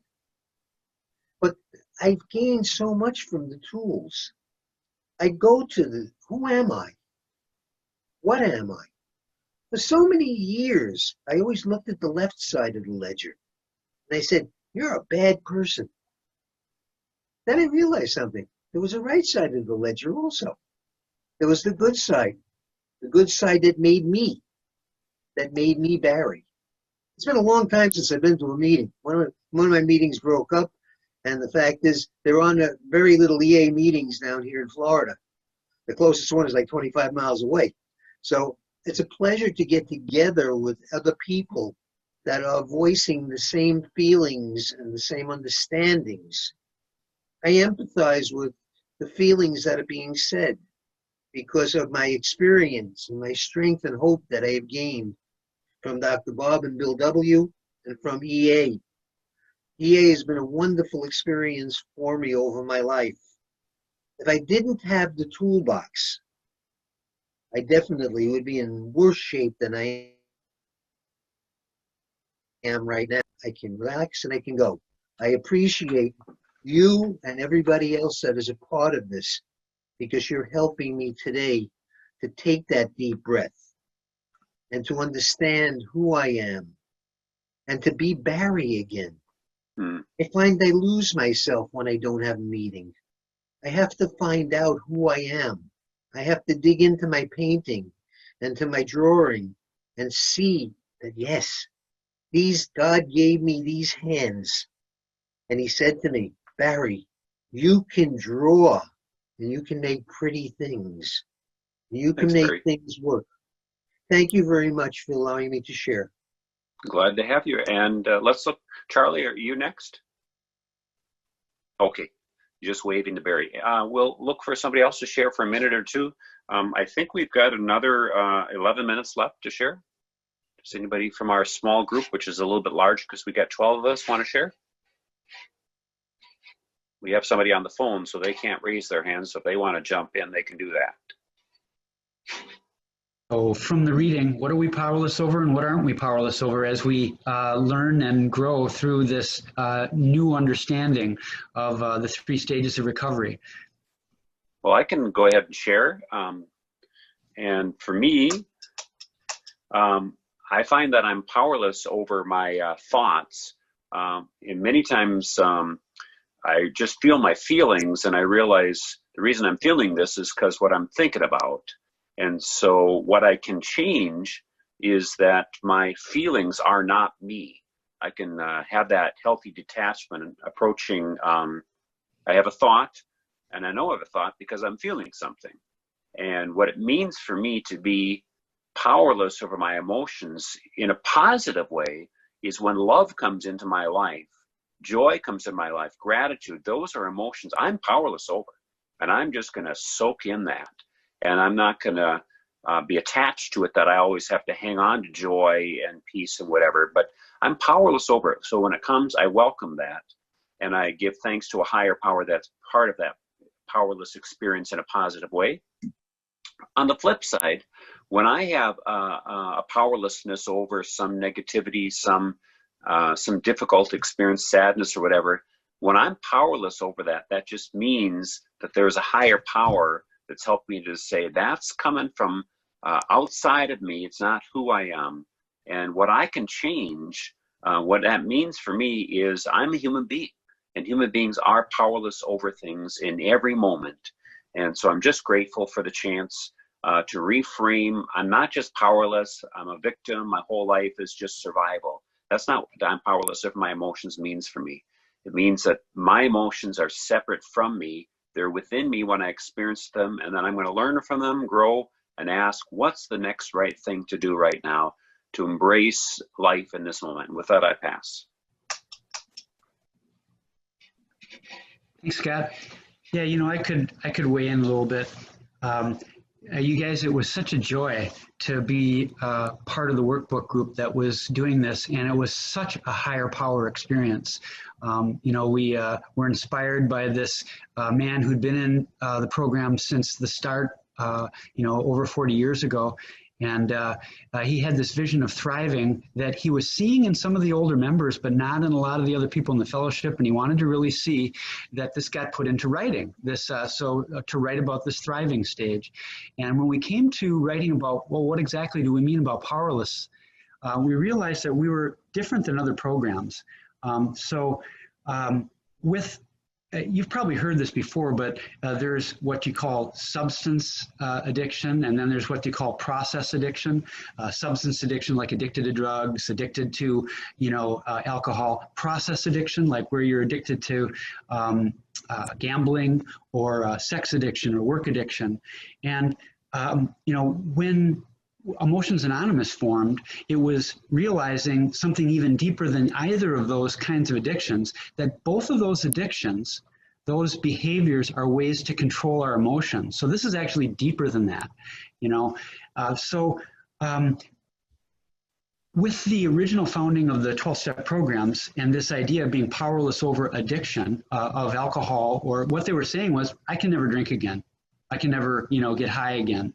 But that same belief isn't true about our relationship with our emotions. We definitely do not want to be telling ourselves that there's nothing that we can do to help to come into a better relationship with our mind and our heart and our emotions. And so this is kind of a correction onto something. We had to really claim for ourselves as a program that while we're powerless over the arising of our emotions and our thoughts, because it's already happened, then in fact, when we get into the tools of the program and stuff, we have a completely different view on it. So that view that was, you know, might be true for a substance addiction, like I will never be over my powerlessness over you know, drug addiction or alcohol addiction, is not the same for us. We can, with support and with a relationship with our higher power, we can move into a wiser relationship with our emotions and thinking, starting with the fact that we have the ability to actually just feel them. And then when we don't feel like we can feel them, like we're being overwhelmed, we don't have to. We can turn to other tools of the programs. You know, it might be the time to talk to a friend. It might be the time to go to an EA meeting or to do a relaxation exercise. But the point is that with the tools of the program, we become, it's the Serenity Prayer, right? God grant me the serenity to accept the things that I cannot change. Here they are. I have my emotions and my thinking, the courage to change the things that I can. Now I'm awake and I can use these tools and the wisdom to know the difference. I find this all to be just a great higher power gift that came through the workbook and the people that were principal, including Russ E., who isn't here today, another co-sponsor from Minnesota. And so with that, I'll pass. Thanks, Charlie. I think we've got another 5 minutes or so, just under 5 minutes. And others who want to share, even if you just want to check in and say your name and we welcome you, that's cool too. So we welcome you at whatever level you want to participate. What's that? Lori raised her hand. Great. Go for it, Lori. Okay, so I'm Lori and I'm brand new to EA. This is my first exposure to you guys is through this conference. So I'm really super grateful to be here. I've been in 12-step recovery for about 10 years. And a wise woman told me many, many years ago when I first joined the fellowship, that I had the power to choose a new thought. I mean, she laid it out to me in a way that at the time I couldn't even grasp what she was saying. She said, you know, what can you do? And I'm like, nothing. And she said, no, you have the power to choose a new thought. And I had no awareness that I even had that choice. I have since heard other people say, you know, you can choose a mood. And I'm like, how do you do that? But what I have discovered actually very recently, kind of last fall was the start of it, and then definitely through COVID, is I can turn my attention to something more positive. And I don't have to believe every single lie I've ever been told through the various messages I've had in my surroundings about my, whether I'm good enough or not. I don't have to believe that. That is a choice. And so what I'm starting to learn is that I can fill my life with positive stuff. I don't have to just ride a wave and see what happens. I can make a conscious choice to fill my life with goodness and surround myself with healthy people and, do my affirmations and listen to my positive music and remind myself what I enjoy doing that brings me happiness. I can do that. That's within the realm of what I have power over. And when stuff goes awry and I have these feelings, it's almost always because I'm believing some kind of lie within me that isn't the truth. So in my, I write letters to God, and God answers me gently. And I love this experience because there is accountability in the process, but He doesn't beat me up. And I appreciate the language He uses with me. And very recently, I discovered a sticking point in my recovery journey, and it was the word acceptance. Because in my brain, what I thought acceptance was I had to come into alignment or agreement with whatever it was, and I couldn't accept some things. And now I'm reframing that with new language that works for me, and the word is acknowledgement. So what I heard in this conference so far is a lot about identify the feeling. You're noticing it, and to me that's acknowledgement. I don't have to like it. I just have to acknowledge it. It's there, it's real, it's valid to me. And then I am the door of choice is now open to me, where I have possibilities. Like I can redirect my attention, or I can choose to do this or choose to that. Without that acknowledgement piece, I feel completely powerless. I don't know what to do. I don't know how to handle it. I can't even remember to pray. I can't remember to drop to my knees. I can't remember anything. So it feels really important to remember that as soon as we notice and have conscious awareness that we have a feeling, that seems to be a critical moment. The moment where we can choose to pause and acknowledge what's happening, and then opens the door to help. And that's all I have to say. I'll pass. Thanks, Lori. Welcome to the program. I think we might have time for one more quick short share. We'll get that 60-second notice here when we're going to lose our small groups. Cats can share as well if they want to. It's up to them. So. Hi, everybody. Go ahead. Thanks. Maria Goretti from the UK, Somerset. I'm new to EA. I was here last night for a short time. Thank you for your service and everybody. So basically, I've been on the fellowship for a long time, but to me, if I'm lucky, I can only control my thoughts. I have no power control over people, places, and things. So, I can choose to be a bystander. I can detach from my thoughts. I can observe them from a distance. I can watch them play out. I can process them in the moment, perhaps, or at a later date, and remain sort of in the moment, so that I'm not replaying the past or projecting into the future. And as long as I stay in the present, that's how I can stay grounded and rooted. So basically, that's what works for me. But I am a work in progress, and it's one moment at a time. Thank you. Thanks, Marie. We're running out of time here. Maybe another few seconds, and we'll get that 60-second warning, and let's already come. Anybody else want to just check in to say hello? So I will check in to say hello. I'm very happy to be here. This is actually, this workshop is my first time with an EA meeting as well. I've been in recovery for 40 years, and I'm learning things here that are really wonderful. So I'm very happy to have been invited, and thank you very much. Thanks for sharing. Anybody else want to do that as well? Yes, my name is TJ Martin. I'm calling from Cleveland, Ohio. I've been involved with EA for a number of years. I just wanted to sort of monitor, the conversations. And everything that you guys have said has been very beneficial. And I'm very, very happy to be here. Thanks, TJ. Looks like everybody's joining us now, so we're back to the large group. Thanks for our small group. And I'm going to turn things over to Karen because I think she's the primary leader for our next section. My challenge is she there yet? I am here.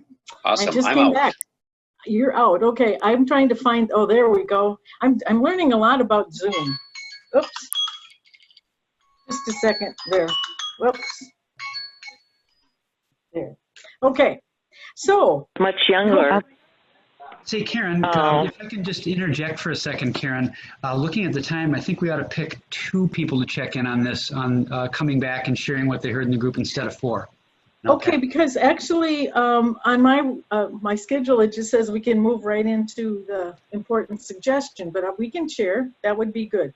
So how about if we get 2 people to share? Sorry, wait a minute. Sorry, I didn't realize that. You're right. We move right into the next thing. I'll be quiet. Okay, we're good? We're good. All right. So it was very helpful to share in our small group, and it does feel, I don't feel as overwhelmed by my emotions because I know I have choices out there. So the next thing we're going to do is we're going to read an important suggestion, and it's going to be up on the next thing. I just need somebody who's a good reader. It's not a very long reading, but if somebody would raise their hand and let me know if they're willing to read that. Diana, hi. You can do it. I like that. So if you would just read that box, the important suggestion. I think you need to unmute. There. An important suggestion. We recommend doing this workbook with another EA friend. Even better, do it with a sponsor, co-sponsor, or EA working group. Look for someone who is working the program in a positive manner. We order to get the wisdom and support. It's kind of a glitch. In order to get the wisdom and support that we could never thrive without. Oh, there's something's missing on there. Yeah. We have found that working with others powerfully allows us to go deeper while strengthening relationships with others at the same time. Throughout this workbook, we will invite and challenge you into deepening your journey by working with others. Now let us begin working step 1 together. All right. Okay, thanks, Diana. That was great. So one of the things that we need to dive deeper into fellowship, sponsorship, and empowering our community during times like these. And we've been facing the tendency to isolate and the importance of practicing groups. So one of the things we're going to do is I'm going to share a little bit on my experience with sponsorship and fellowship, and then Scott will. And then after that, we're going to do a large group check-in with, the popcorn check-in where people will raise their hand. Now, I'm going to pull out my notes because if I start talking off the top of my head, we'll be here till 6 o'clock. So, one of the lines that we just read was, and I think it kind of is that we hunger for a meaningful connection, but in reality, we're really afraid of it. I think that was one of those lines that kind of got missed, but because that is really true for me, because in general, people scare me. They still do. Not so much now. Just a second, there we go. And when I came into EA, I wanted what I saw at the meetings, and especially what I saw before and after the meetings. The people who shared friendship and fellowship, and they had a knowledge of each other, and I felt kind of isolated at first. But I also was kind of happy because I didn't want to be seen. I wanted to be that little fly on the wall that came and took. I was rather kind of selfish and very self-centered at that point. But then I was also nervous, and I was so silly because when we'd go around, I was so nervous I couldn't even remember, hi, my name is Karen and I'm powerless over my emotions. And at times my life becomes unmanageable. I mean, that was like the biggest challenge, just getting that out for a while. But I've been doing this program now for a while, almost 10 years. And I've connected with sponsors. I've done a lot. I think I've done some co-sponsorship, especially with some dear friends. I do go frequently to the EA breakfast, and I've learned so much because when we get together, we talk EA or EA related things. We don't talk about the weather very much. You know, we talk, and they challenge me, and I always feel safe there. I've learned about who I am, and I'm willing to share. They've challenged me to look at myself, at my opinions, at the whys, and now that when we couldn't meet because of COVID, I found that the isolating was okay at first because that's my normal, kind of my normal mode. But then again, right away, our group put together a Zoom meeting. I think we only missed maybe one weekly EA meeting, which was wonderful because I got back to seeing and you know, I think the first meeting everybody kept their cameras off because we didn't want to, you know, oh, I don't want to be on the screen. But just making that facial connection with, you know, our old friends, and now we've got some new people joining our group. That has been so helpful because when you're sitting at home by yourself and the only thing you see is the TV and your husband, it's, you know, it's hard. But when you see your friends and the people who've helped you and supported you on the camera, it really did help. Let's see. I think one of the things that this group, the group especially, well, my EA group and my breakfast chat group has also helped me to see that I am worthy, and that I get a lot from reaching out to the EA community and giving back, even though I feel like I feel a little better. You know, I'm better at folding pamphlets with Scott than probably doing this, but it has taught me that I can have a better life and how important people really are. Because, you know, that the slogan, I need people, I didn't like that. Not only did I realize that I need people, that people need me, and I know that feels uncomfortable because I'm kind of blowing my own horn, but they have taught me that until I can really self-love, really love myself, that I am really hiding from the world because I'm not sharing and I'm closing in on myself. I've learned to understand myself better, and it lets me understand other people better, and I do need people. And there's a reading that I had on Facebook, and it helped me connect with some other people. I put it on Facebook, and now I just lost it, don't you know? Let's see if I can get there.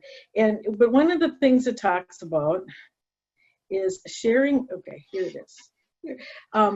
This is my last words. When you connect with people who are good for you and feel it, you know, like this group here, my EA group, even some friends that are close before EA, this is a big deal. Don't forget to acknowledge how great it is to be around someone who lights you up. You know, you guys feed me with your energy. Tell them, even if you feel a little weird, and then it says, your people love your weirdness. And I love that about it because I think my people do love my weirdness and I love them for that. And with that, I'll pass back to Scott. Thank you. Thanks. And before I share, Charlie, do you want to give me a sense? Would it be best if I just keep it to a minute or less? Oh, I misunderstood the last session. There's plenty of time, Scott. I misunderstood. Go ahead. Sounds good.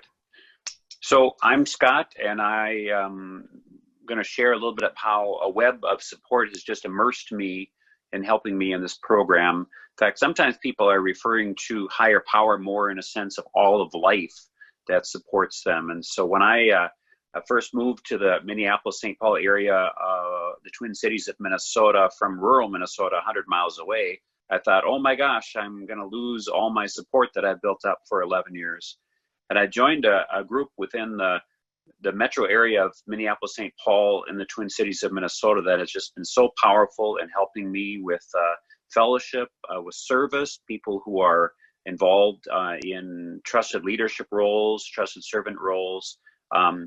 For me, the deep dive for me has really forced me to be vulnerable, to be open to the input of others. I've often lived in an isolated world, and I like the idea of practicing groups, how we are needing, at least I'll just speak for myself, we need practice being with other people, practicing that I can take a risk, I can share my heart with somebody, I can listen deeply to what they're sharing and not getting ready to share what I'm going to share next, but just to be immersed in the moment. And so for me, I just am grateful for the chance to be a part of this fellowship, be a part of this Zoom retreat today. And I think that's what I'm going to share for now. And I'm going to pass. I think we are moving into large group shares. So Karen, do you want to lead us into that? You're muted, Karen. You couldn't read my lips, huh? No. Okay, so we're going to go into a large group popcorn check-in.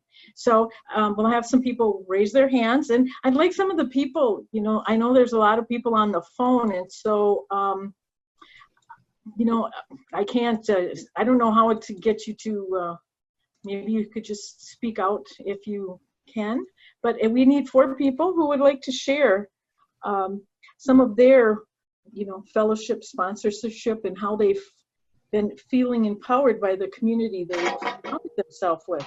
So, is there anybody who's willing to share that can raise their hand to me here? Oops, let me go back to where there's more pictures.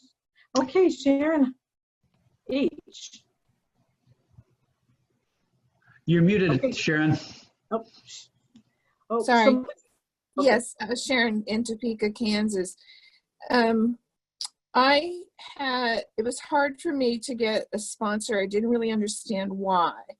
And then I had someone call me. They went through the EA office and someone was looking for a sponsor, so they called me. And that kind of was comfortable. And then that person asked, do you want a co-sponsor? Sure, that sounds great. I didn't even know what a co-sponsor was, but that sounded good to me.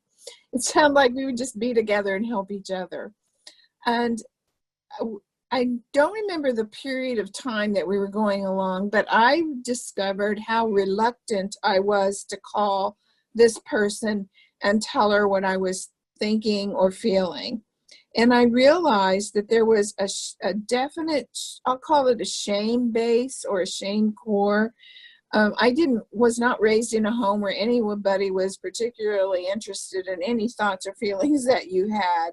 As long as you were behaving yourself and not mad, you were just there. And I realized this shame core was just my block. I still couldn't get over it. And then one day a little voice, and I attribute this to my higher power, a little voice said, you will not heal unless you talk to someone or talk to your sponsor. I don't remember the ending, but I do remember you will not heal unless you talk. So when I had thoughts about some thought or some feeling, I thought, oh, well, I'm not going to call her about that. Those were the very ones that I called about. The things that I wanted to keep hidden, the things that I didn't want to tell somebody else. I didn't want to be embarrassed. I didn't want to be ashamed.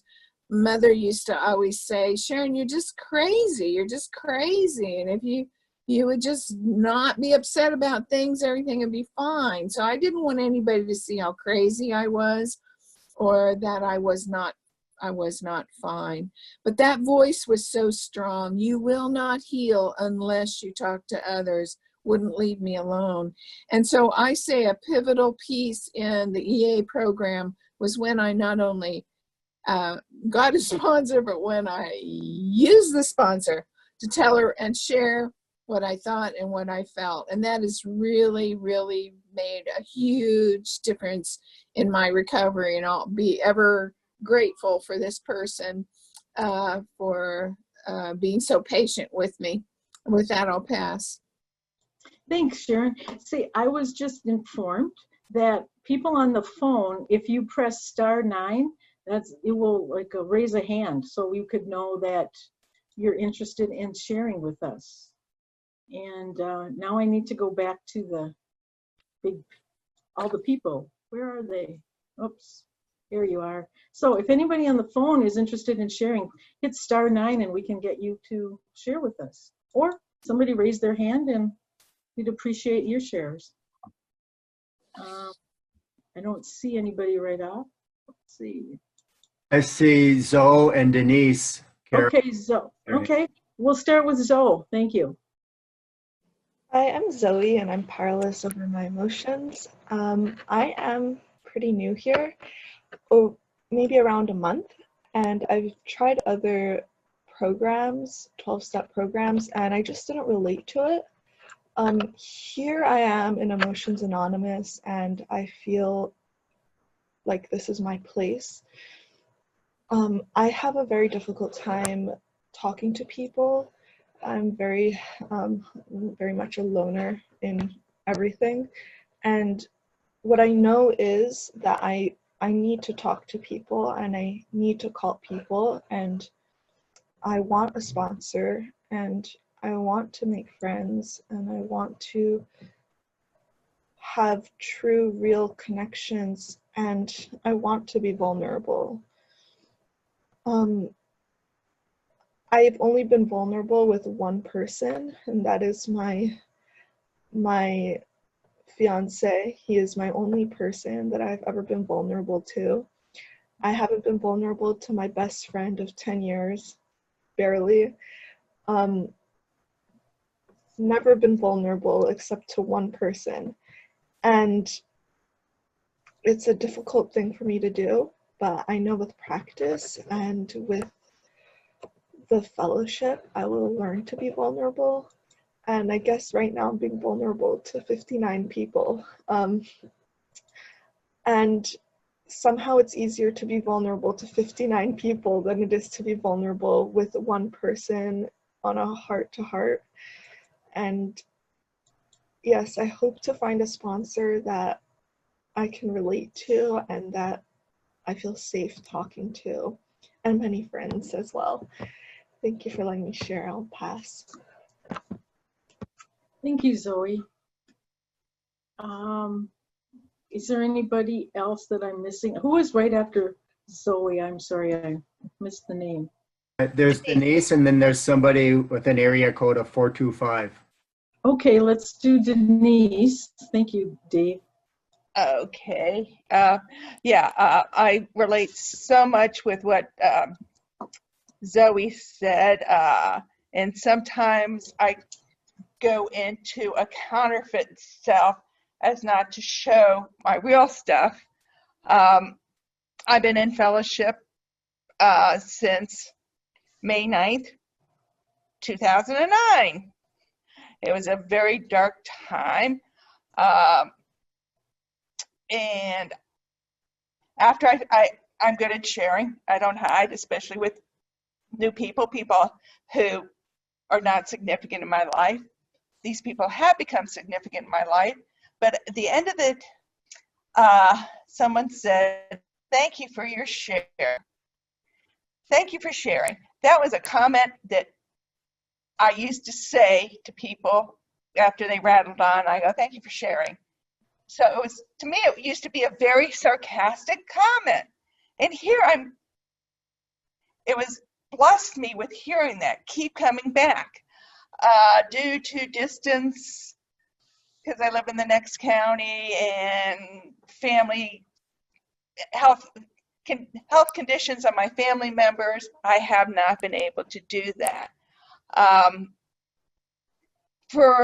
I was in another program for a while, and just for years, like, call me, hoping someone will call me. Occasionally I would have a small short-term phone relationship with people in program, but I realized, don't wait to call, make the call. And starting with this Zoom, I have been very good about this, reaching out to people, reaching out to, with this one, who I feel would not make the call. And I also have this one person who, we spend an hour, 30 minutes to an hour each time we call because we have so much so much in common. I never had a long-term sponsor, never had one in EA, more in any sponsorship program. It's always encouraged to have someone of the same sex, the same gender, which has been hard, which makes it even harder. But as we've opened up our world, I hope that changes. What keeps me isolated? Myself. I try, and right now it's sort of good that I have an excuse to be isolated. I used to do a lot of volunteer work, but the stuff I did I can't do anymore due to dynamics of safe distancing. And also I injured myself. I'm recovering 2 sprained wrists and 2 sprained ankles. My power balls.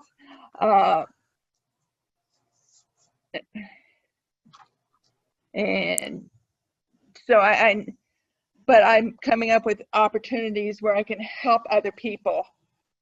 And that has it's volunteering on an individual. A good friend of mine can't pick up her kids' school meals, so I pick up the kids' school meals. And she has, so I help her whenever possible. And she washes my dishes. That's very good. Thank you, Denise. Dave, who is the other person who is willing to share? There's somebody from the Seattle area in Washington State, and then I see Donna G. from Pennsylvania. Okay, so let's have that person from Washington State. Hi, this is Nancy from Washington, and Hi, Nancy. I'm really glad to be here today. I'm noticing that it's challenging for me to break out of my isolation today, but I know that this has definitely been an issue for me. I have a small group, or a small group of people that I know in EA that I talk to regularly, and I'm grateful for that. I go to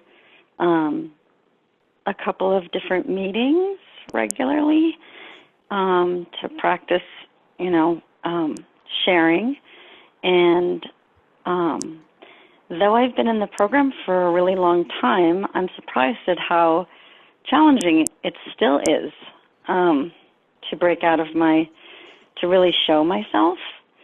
So it's an interesting thing, and I continue to work with my higher power or pray about this and do everything I can to come out to the fact that I am a wonderful person to know.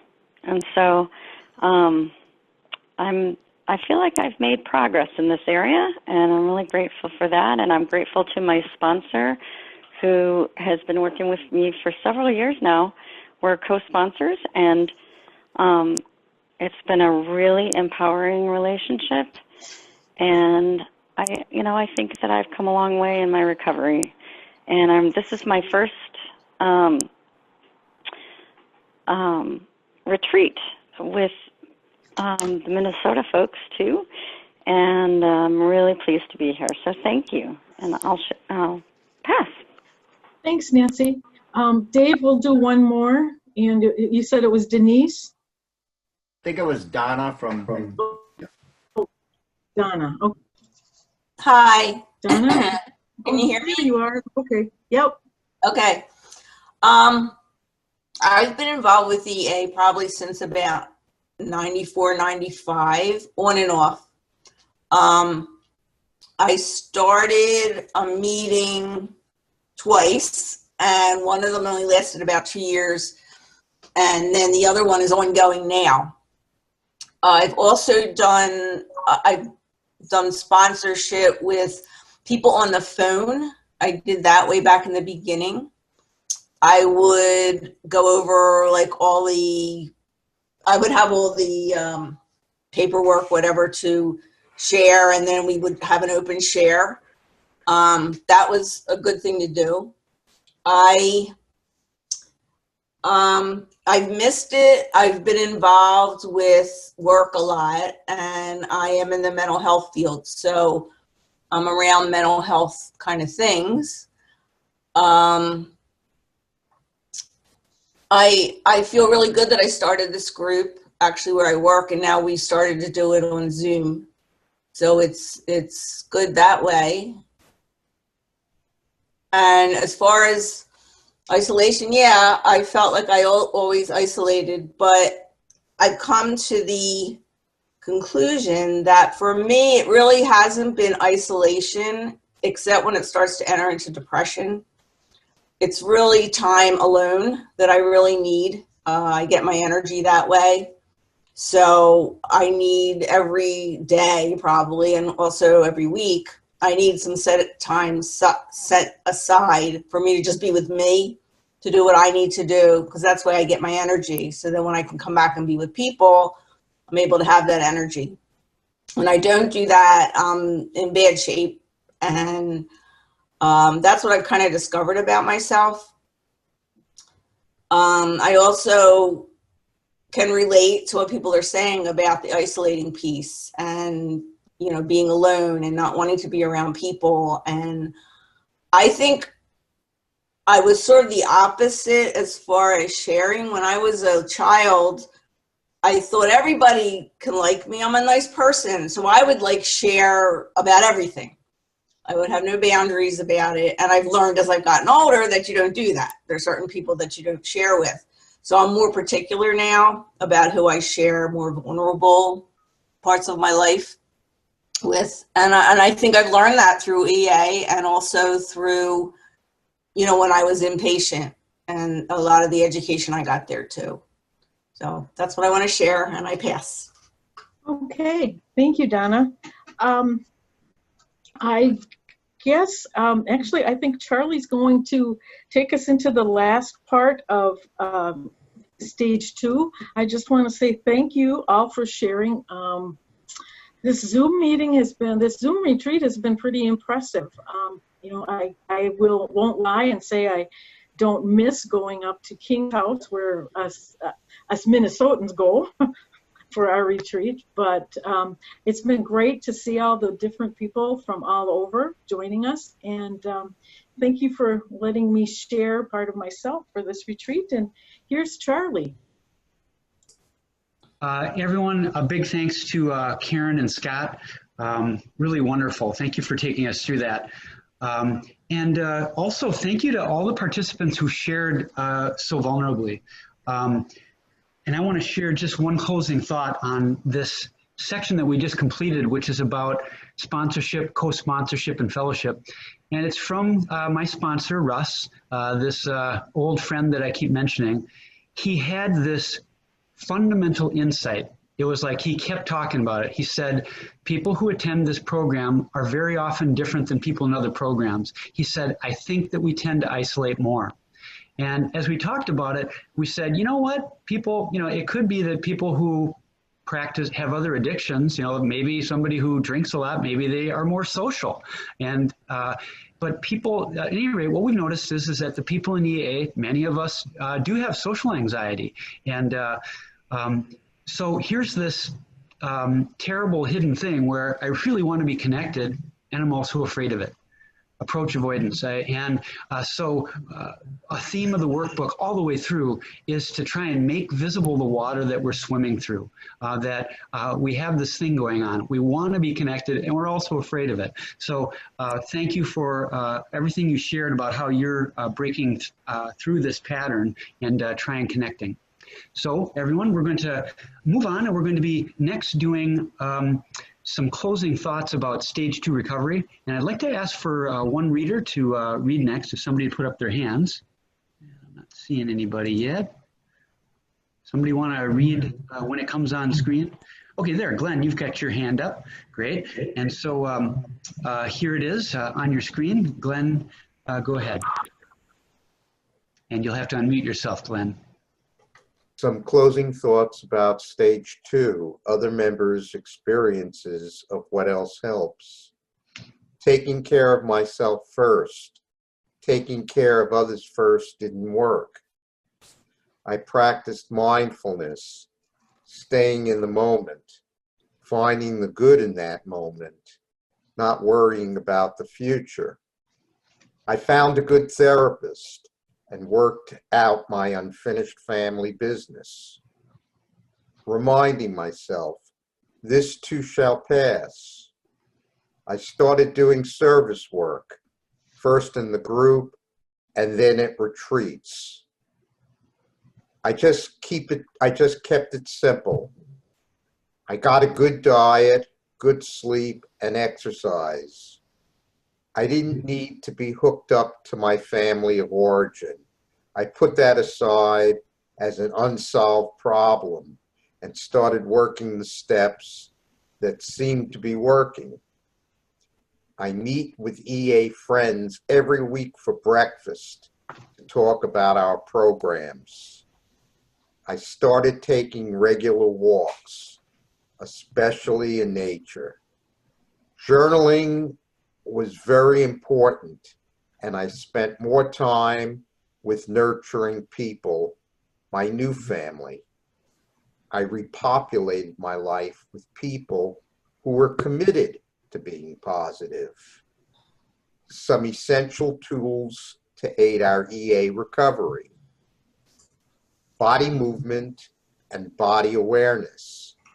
So many people attempt to recover only using their minds. This is not surprising, since the experience of trauma creates sensations which cause us not want to be in our bodies. However, to recover, we must learn to comfortably be present in our bodies again. There are 2 parts to this: body movement and body awareness. We are physical beings. We must use and exercise our bodies in order to be well. So it's no surprise that exercise alone is among the most effective techniques for significantly reducing depression. Probably the most familiar healing body movement is yoga, which is also known as mindful movement. Dozens of studies show that the regular practice of yoga can reduce symptoms of post-traumatic stress. Breathing and relaxation.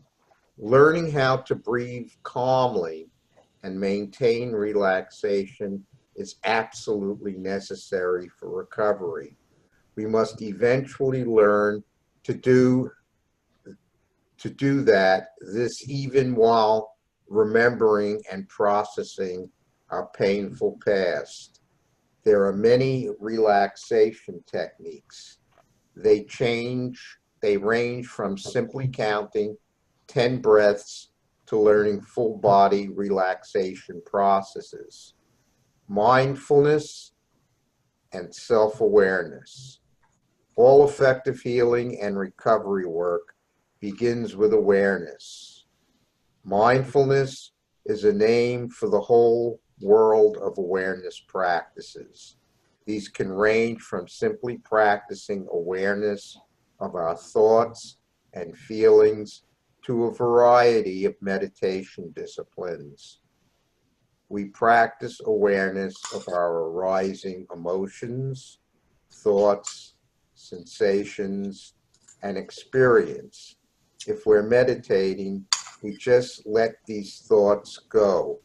However, if we are practicing a 10th step inventory, we start by meeting them with compassion and then practice positive thought substitution.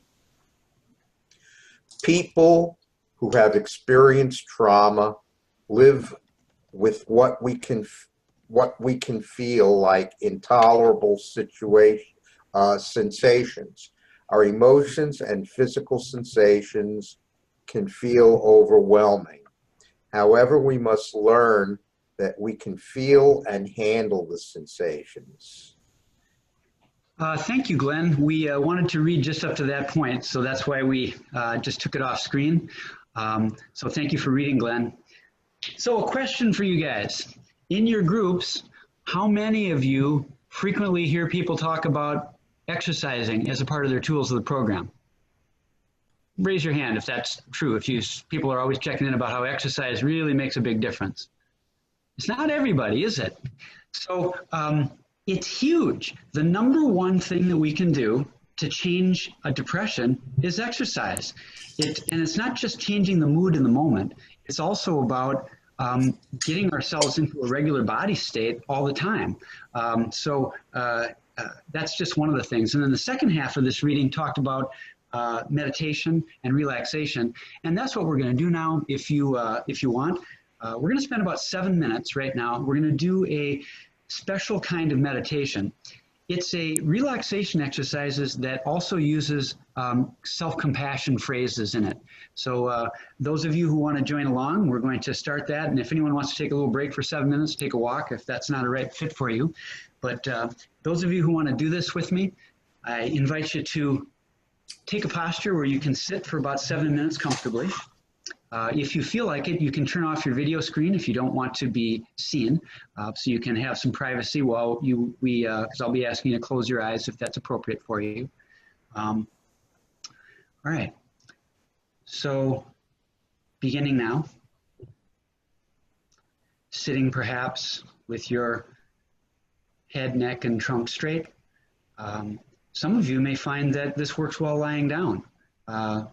Lying down, if you find that you're tense or anxious, you can do this meditation lying down, and it actually helps the whole process. So selecting a posture that works for you, noticing the breathing that's already happening, not making any changes to it.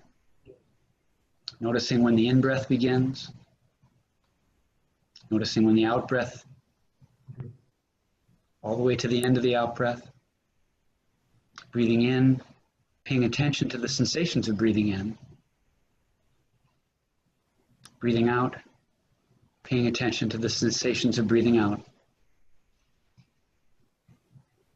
And at the same time, beginning to relax and soften. Relaxing the face, relaxing the neck and shoulders. Still being mindful of our breathing in and our breathing out. And being kind with the thinking. The thinking mind doesn't want to always shut off. But when we notice we're thinking, being grateful. Thank you, mind, for all that you do. And also, mind, thank you for your willingness to try things like setting down thinking. And thank you, mind, for turning back to the breath, breathing in, aware of the sensations of breathing in, breathing out, aware of the sensations of breathing out, relaxing the head, neck, shoulders, relaxing the arms, relaxing the whole upper torso, relaxing the hands, breathing all the way down into the belly now, relaxing the belly,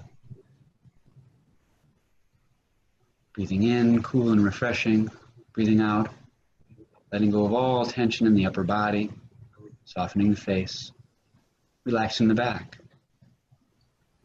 relaxing the waist.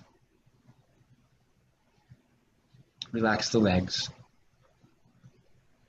And relaxing the knees. Relaxing the feet. Breathing into the whole body now. Breathing out from the whole body. And just softening and relaxing any other remaining tension spots with kindness. Showing up with kindness to our bodies. So grateful for this body, always working for us, doing things that we're not even having to pay attention to. Remembering to process our food, and grateful for this body that's breathing without us thinking to breathe. Grateful for all the things that the body is doing. All the things that they do, the feet that we stand on, the hands that are always picking things up. So now, breathing in, aware of our whole body, breathing out, aware of our whole body, and just being really grateful for the health that we do have, for the eyesight that we do have, for the hearing that we do have, for the sensation that we do have. Breathing in, aware of the whole body, breathing out, aware of the whole body, continuing to soften and relax, and offering some kind phrases to ourselves. Grateful for showing up. May I be grateful for taking this time right now. May I be grateful for showing up with my body, mind, and heart. May I know the health that I have. May I pay attention to the health that I have. May wisdom and love protect me always. May I learn to be kind and at ease with everything that's arising. May I learn to be kind and at ease with everything that's arising. And taking a moment and imagining whatever picture you have of your higher power, but perhaps smiling. Imagine the smile of your higher power. And imagine yourself opening up to that smile. And just let a little bit of a smile come to your own corners of your mouth. Feel a little smile, perhaps uplifting the corner of your eyes. A smile of gratitude for this body, mind, and heart. So courageous. Showing up with this ever-changing world, so courageous. Imagine that smile, that grateful smile, flowing into your heart. And feel a picture, an image of this smile, this love, right in your own heart. Imagine this love, this warmth, this smile, spreading down into your belly. And it can help sometimes to remember this sense of love, maybe to picture someone that you really care about, maybe a beloved pet. Just the smile that you have for that pet. Or maybe you've got a beloved elder or grandparent that you remember, or a sponsor, or your higher power, but thinking about their love and how much you love them, and feeling this warm smile, this gratitude for yourself, for this body, mind, and heart, all the way through your own body now. Giving yourself permission to really appreciate yourself. Giving ourselves permission to be a friend to ourselves. There is time for us to love ourselves. There is love enough for us to love ourselves. And before you open your eyes, becoming aware of your body again, and taking this warmth and just making a decision, if it's right for you, to bring this love back into this Zoom room and place, and opening your eyes again. And come on back.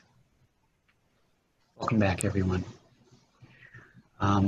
We're almost to the end of our morning session, our morning midday session. And so I'm hoping that there's somebody who'd be willing to do one final short reading. Would someone, if you're willing, raise your hand to read page 127, to read page 133, which is, how do we know we're thriving? So would someone willing to read, how do we know that we're thriving? There, I see Sharon B has her hand up. So Sharon, if you would read that when it comes up on screen. How do we know we're thriving in our recovery? We truly accept our character defects. 2, we are changing our negative thinking. 3, We are careful not to seek our strength or wholeness in other people, but from our higher power or the program. 4, we practice gratitude and find that it is a doorway to happiness. 5, we feel good practicing self-trust and confidence and self-compassion. 6, we envision our spiritual awakening. We imagine a joyful life.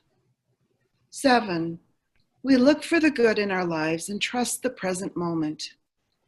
8, we have regular spiritual practices.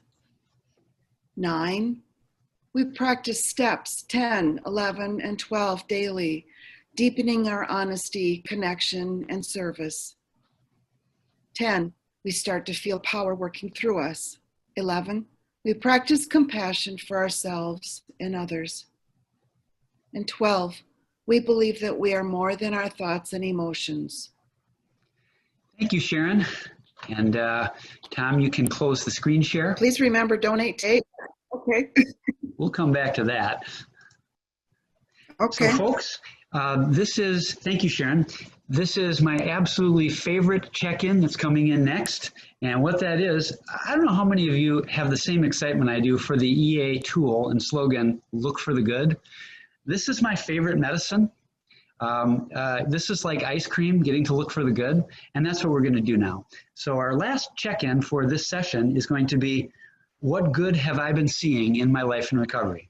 So that's the question again. What good have I been seeing in my life in recovery? Again, we're going to have groups of 4 breaking out for 4 minutes. And Tom is going to break us up into those groups. And then we'll also continue this discussion in the large group. So go ahead and send us off into our separate worlds, Tom. Now, for the next 15 minutes, folks, those of you who are here in the large group, we're going to be taking literally just 30 seconds apiece, because there's a large group of us, and just share one way that you know, or maybe 2. How do you know, what good have you been seeing in your life in recovery? So who'd like to go first? Hello, can someone hear me? Yep, go ahead. We can hear you loud and clear. Oh, wonderful. My name is TJ, and I'm powerless over my emotions. I can say that this meeting today has been very instrumental in my thinking, because in the last, I would say, few months, I've been feeling, I'm sure as everyone else has, just very anxious about the situation that the world is in. And I try to use my steps in the fact that the first 3, that I'm powerless over the situation, but God is in control of all things at all times. And I keep telling myself that under the circumstances that He knows, and He knows me too, and He knows how I feel, and just I have to trust Him more. And I will say that I've been involved with E&A for a very long time. I've, entered in and then I would exit out, but I'm involved again, and I find that that is very beneficial for me. And I'm very grateful to be able to have been able to attend this retreat. This is just simply wonderful. Thank you. Thank you. So again, another person, what are the signs? How do you know, what are the signs in your life that of good? What have you been seeing that shows that you are working your program and that good is appearing in your life? What are you seeing? Like, one thing I can say is that I'm feeling connected to other people. I actually have people in my life now. And I'm showing up to meetings on a regular basis. I do meditation every day. So those are signs. But more importantly, my sail is mostly upright, even during these hard times. And my keel's been more in the water, even though I've been blown around. There's been plenty of signs that the program is working. So what other signs, folks, have you been seeing? Samantha. I'm powerless over my emotions. Hey, Samantha, go ahead. So I actually heard about this this fellowship and another fellowship that I'm in. So the signs that I am in recovery are that I'm pursuing recovery in other areas. So this is my first ever EA anything, meeting or retreat or anything. So there's progress in me coming here. Thanks, Samantha. Who else? What are you seeing? Looking for the good. What good has been showing up? Hi, I'm Donna. Sorry, Terry, you wanted to go? Do you want to go? No, go ahead, Sure. Donna, since you started. Go ahead. Okay. We'll do Terry next. The word that popped in my head was resilience, and the fact that when all of this came down, all this COVID-19 thing, I was kind of surprised at myself that I really just hopped in and just started doing things I needed to do. The place where I work set up us to be on video calls and stuff like that, like immediately. So they were really, on top of it. And I just got into it. I love computers. So I just really got into it.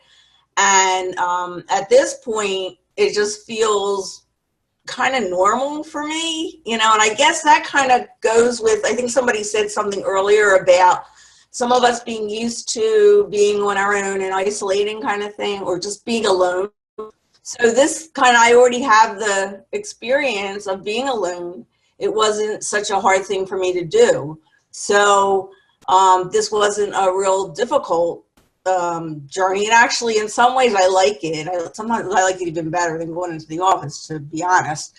And there's something that I was saying to people like my peers, that if you think about it, a lot of us who have any struggles with mental health, we do isolate a lot. That's one of the things that we do. But the thing is, when this came up, we already had that experience. We already knew how to do that, compared to the rest of the world out there who don't struggle, don't know they have a mental health challenge. They were going wild. They didn't know what to do with themselves. Like, people like to be busy all the time. They didn't know what to do with themselves. So we're finding there's a lot more people that are having challenges now because of that.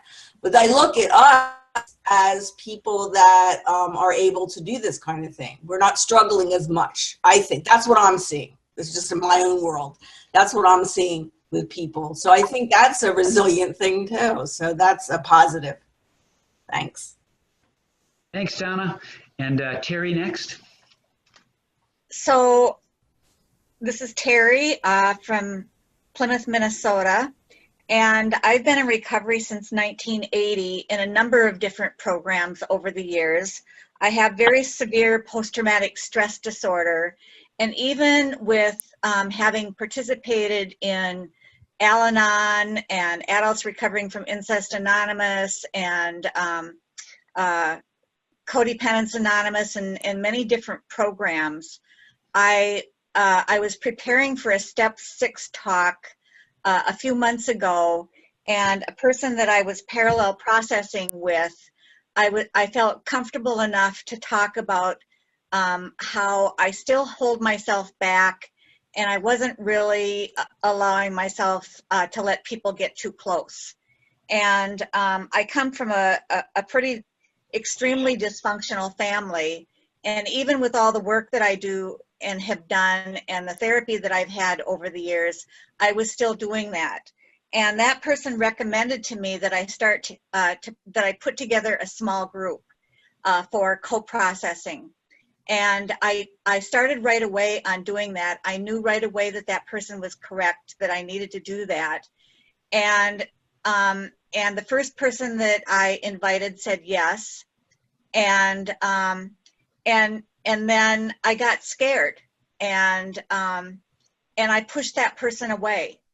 And he was long enough in his recovery that he kind of recognized what I was doing, and he called me up and asked me about it. And I was able to discuss with him about where I was at and own my own part in that. And it ended up being like gold. It was just a really wonderful experience.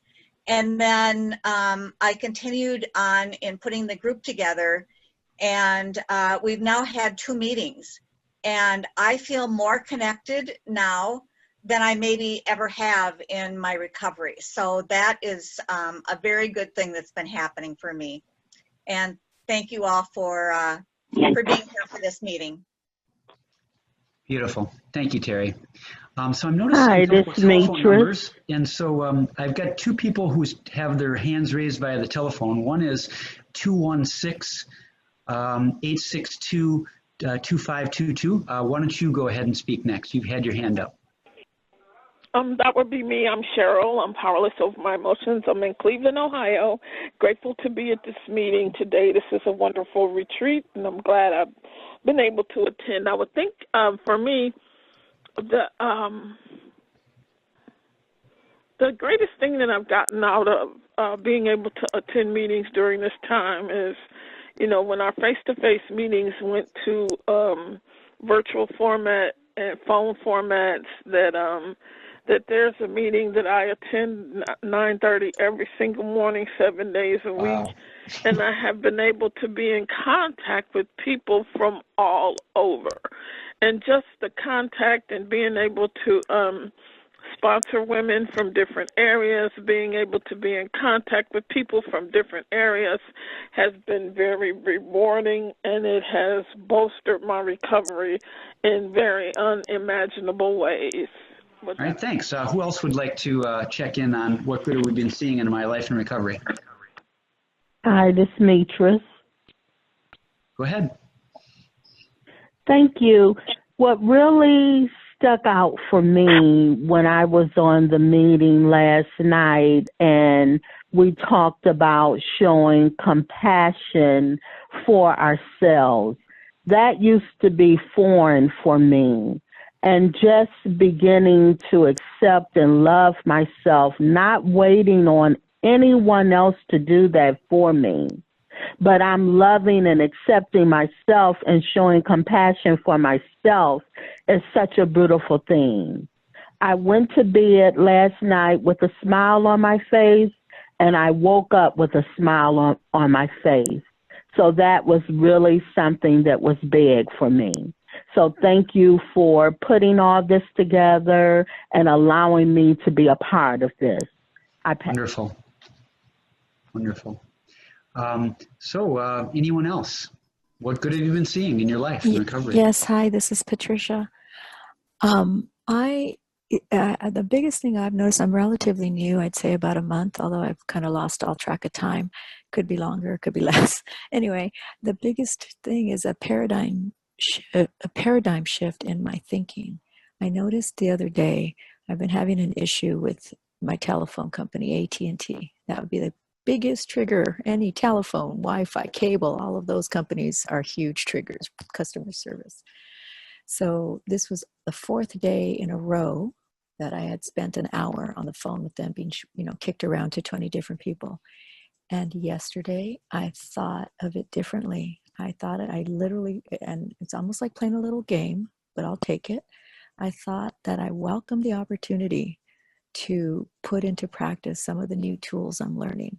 So thinking of it differently like that, it actually even made me kind of chuckle to myself and smile because I felt a little silly because it was so foreign, but it was huge. I guess I still got a little snarky because I couldn't help it, but I really just thought of it as a challenge, like let's see what you can do to myself, don't go there, let's make it different and welcome the opportunity and I tried to shift it to a way where I was grateful for the opportunity to put into practice little tools that I'm learning. And to me, that was huge. And I am grateful for that in and of itself.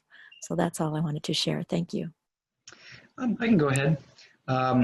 There was one other person who checked in on, sounded like recovery from codependency issues, which I work another program on that. And I have been consciously trying to let go of having my wife agree with me.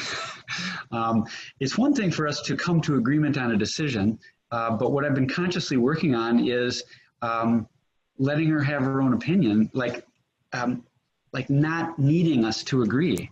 And part of me had this illusion that if everything was right, that we would end up agreeing, and I'm realizing that was a really dysfunctional view. And so lately we talk and we can arrive at decisions without either of us completely being satisfied with it, but then realizing that that's kind of how it works sometimes, you know. And so that's a sign of my recovery. And it's really great. It's been reducing my anxiety because, you know, besides making whatever decision we've got to make, I don't have to worry about what she's thinking or feeling. Wow.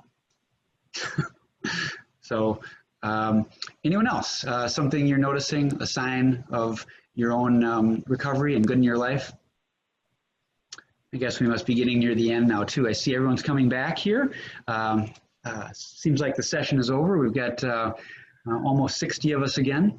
So it's time for us to now close. So folks, while we've been absent from our face-to-face meetings, a lot of us, our donations have decreased to Emotions Anonymous, and we still have the same costs that we had 3 months ago. Staff is still there, the building is still there, the printing continues. So on screen, Tom just put up, please remember to donate to EA, and there's the hyperlink, Emotions Anonymous, donate, and there's a variety of ways you can do it, PayPal or, you know, credit card. Charlie, I'd like to say that I went on last night after the session, and it is very easy. You just click the link, and they take your credit card, and it is very easy to donate. Okay. Thank you. That's Diana, one of the long-term founders of the this retreat that we're continuing, now a national retreat. So one of the things that we're saying, so Tom, you can go ahead and remove that from the screen if you would. One of the things that we're suggesting, yeah, sure, you can mail them to the office and they take checks as well. One of the things that we're suggesting is consider how much you can afford to give. What does a retreat like this worth if you were to show up in person, you know, to have a night and a day of this kind of recovery. And so consider maybe donating $50 if you can afford it. If you can't, then there's lots of other ways to give back. You know, service work through EA also. So having said that, we're going to close now with the same way that we did with our global hug, but first a little preview. Right now, the time is 1:06, and so we're going to take about a 25-minute break until 1:30. So I'll put up on screen, you know, we're taking a break. So when we return, so everybody gets a 25-minute break now. When we return, what we're going to be doing is going to stage 3, which is thriving. And we're going to be spending more time talking about what it's like to live, you know, connected and grounded and close. So for now, we're going to try this global hug again. We've found that we can't catch the coronavirus through the computer screen, so it's perfectly safe for us to reach your hands up if you can, kind of make your hands visible. There we are. Feel that, huh? Hey, everybody. Woohoo! Feel the connection. Feel the good intentions of all the people that are showing up. People coming here to take care of themselves and also to show up for other people. We're not really separate. We're actually connected and together. Let yourself feel the connection. And then now let's say the Serenity Prayer together. God.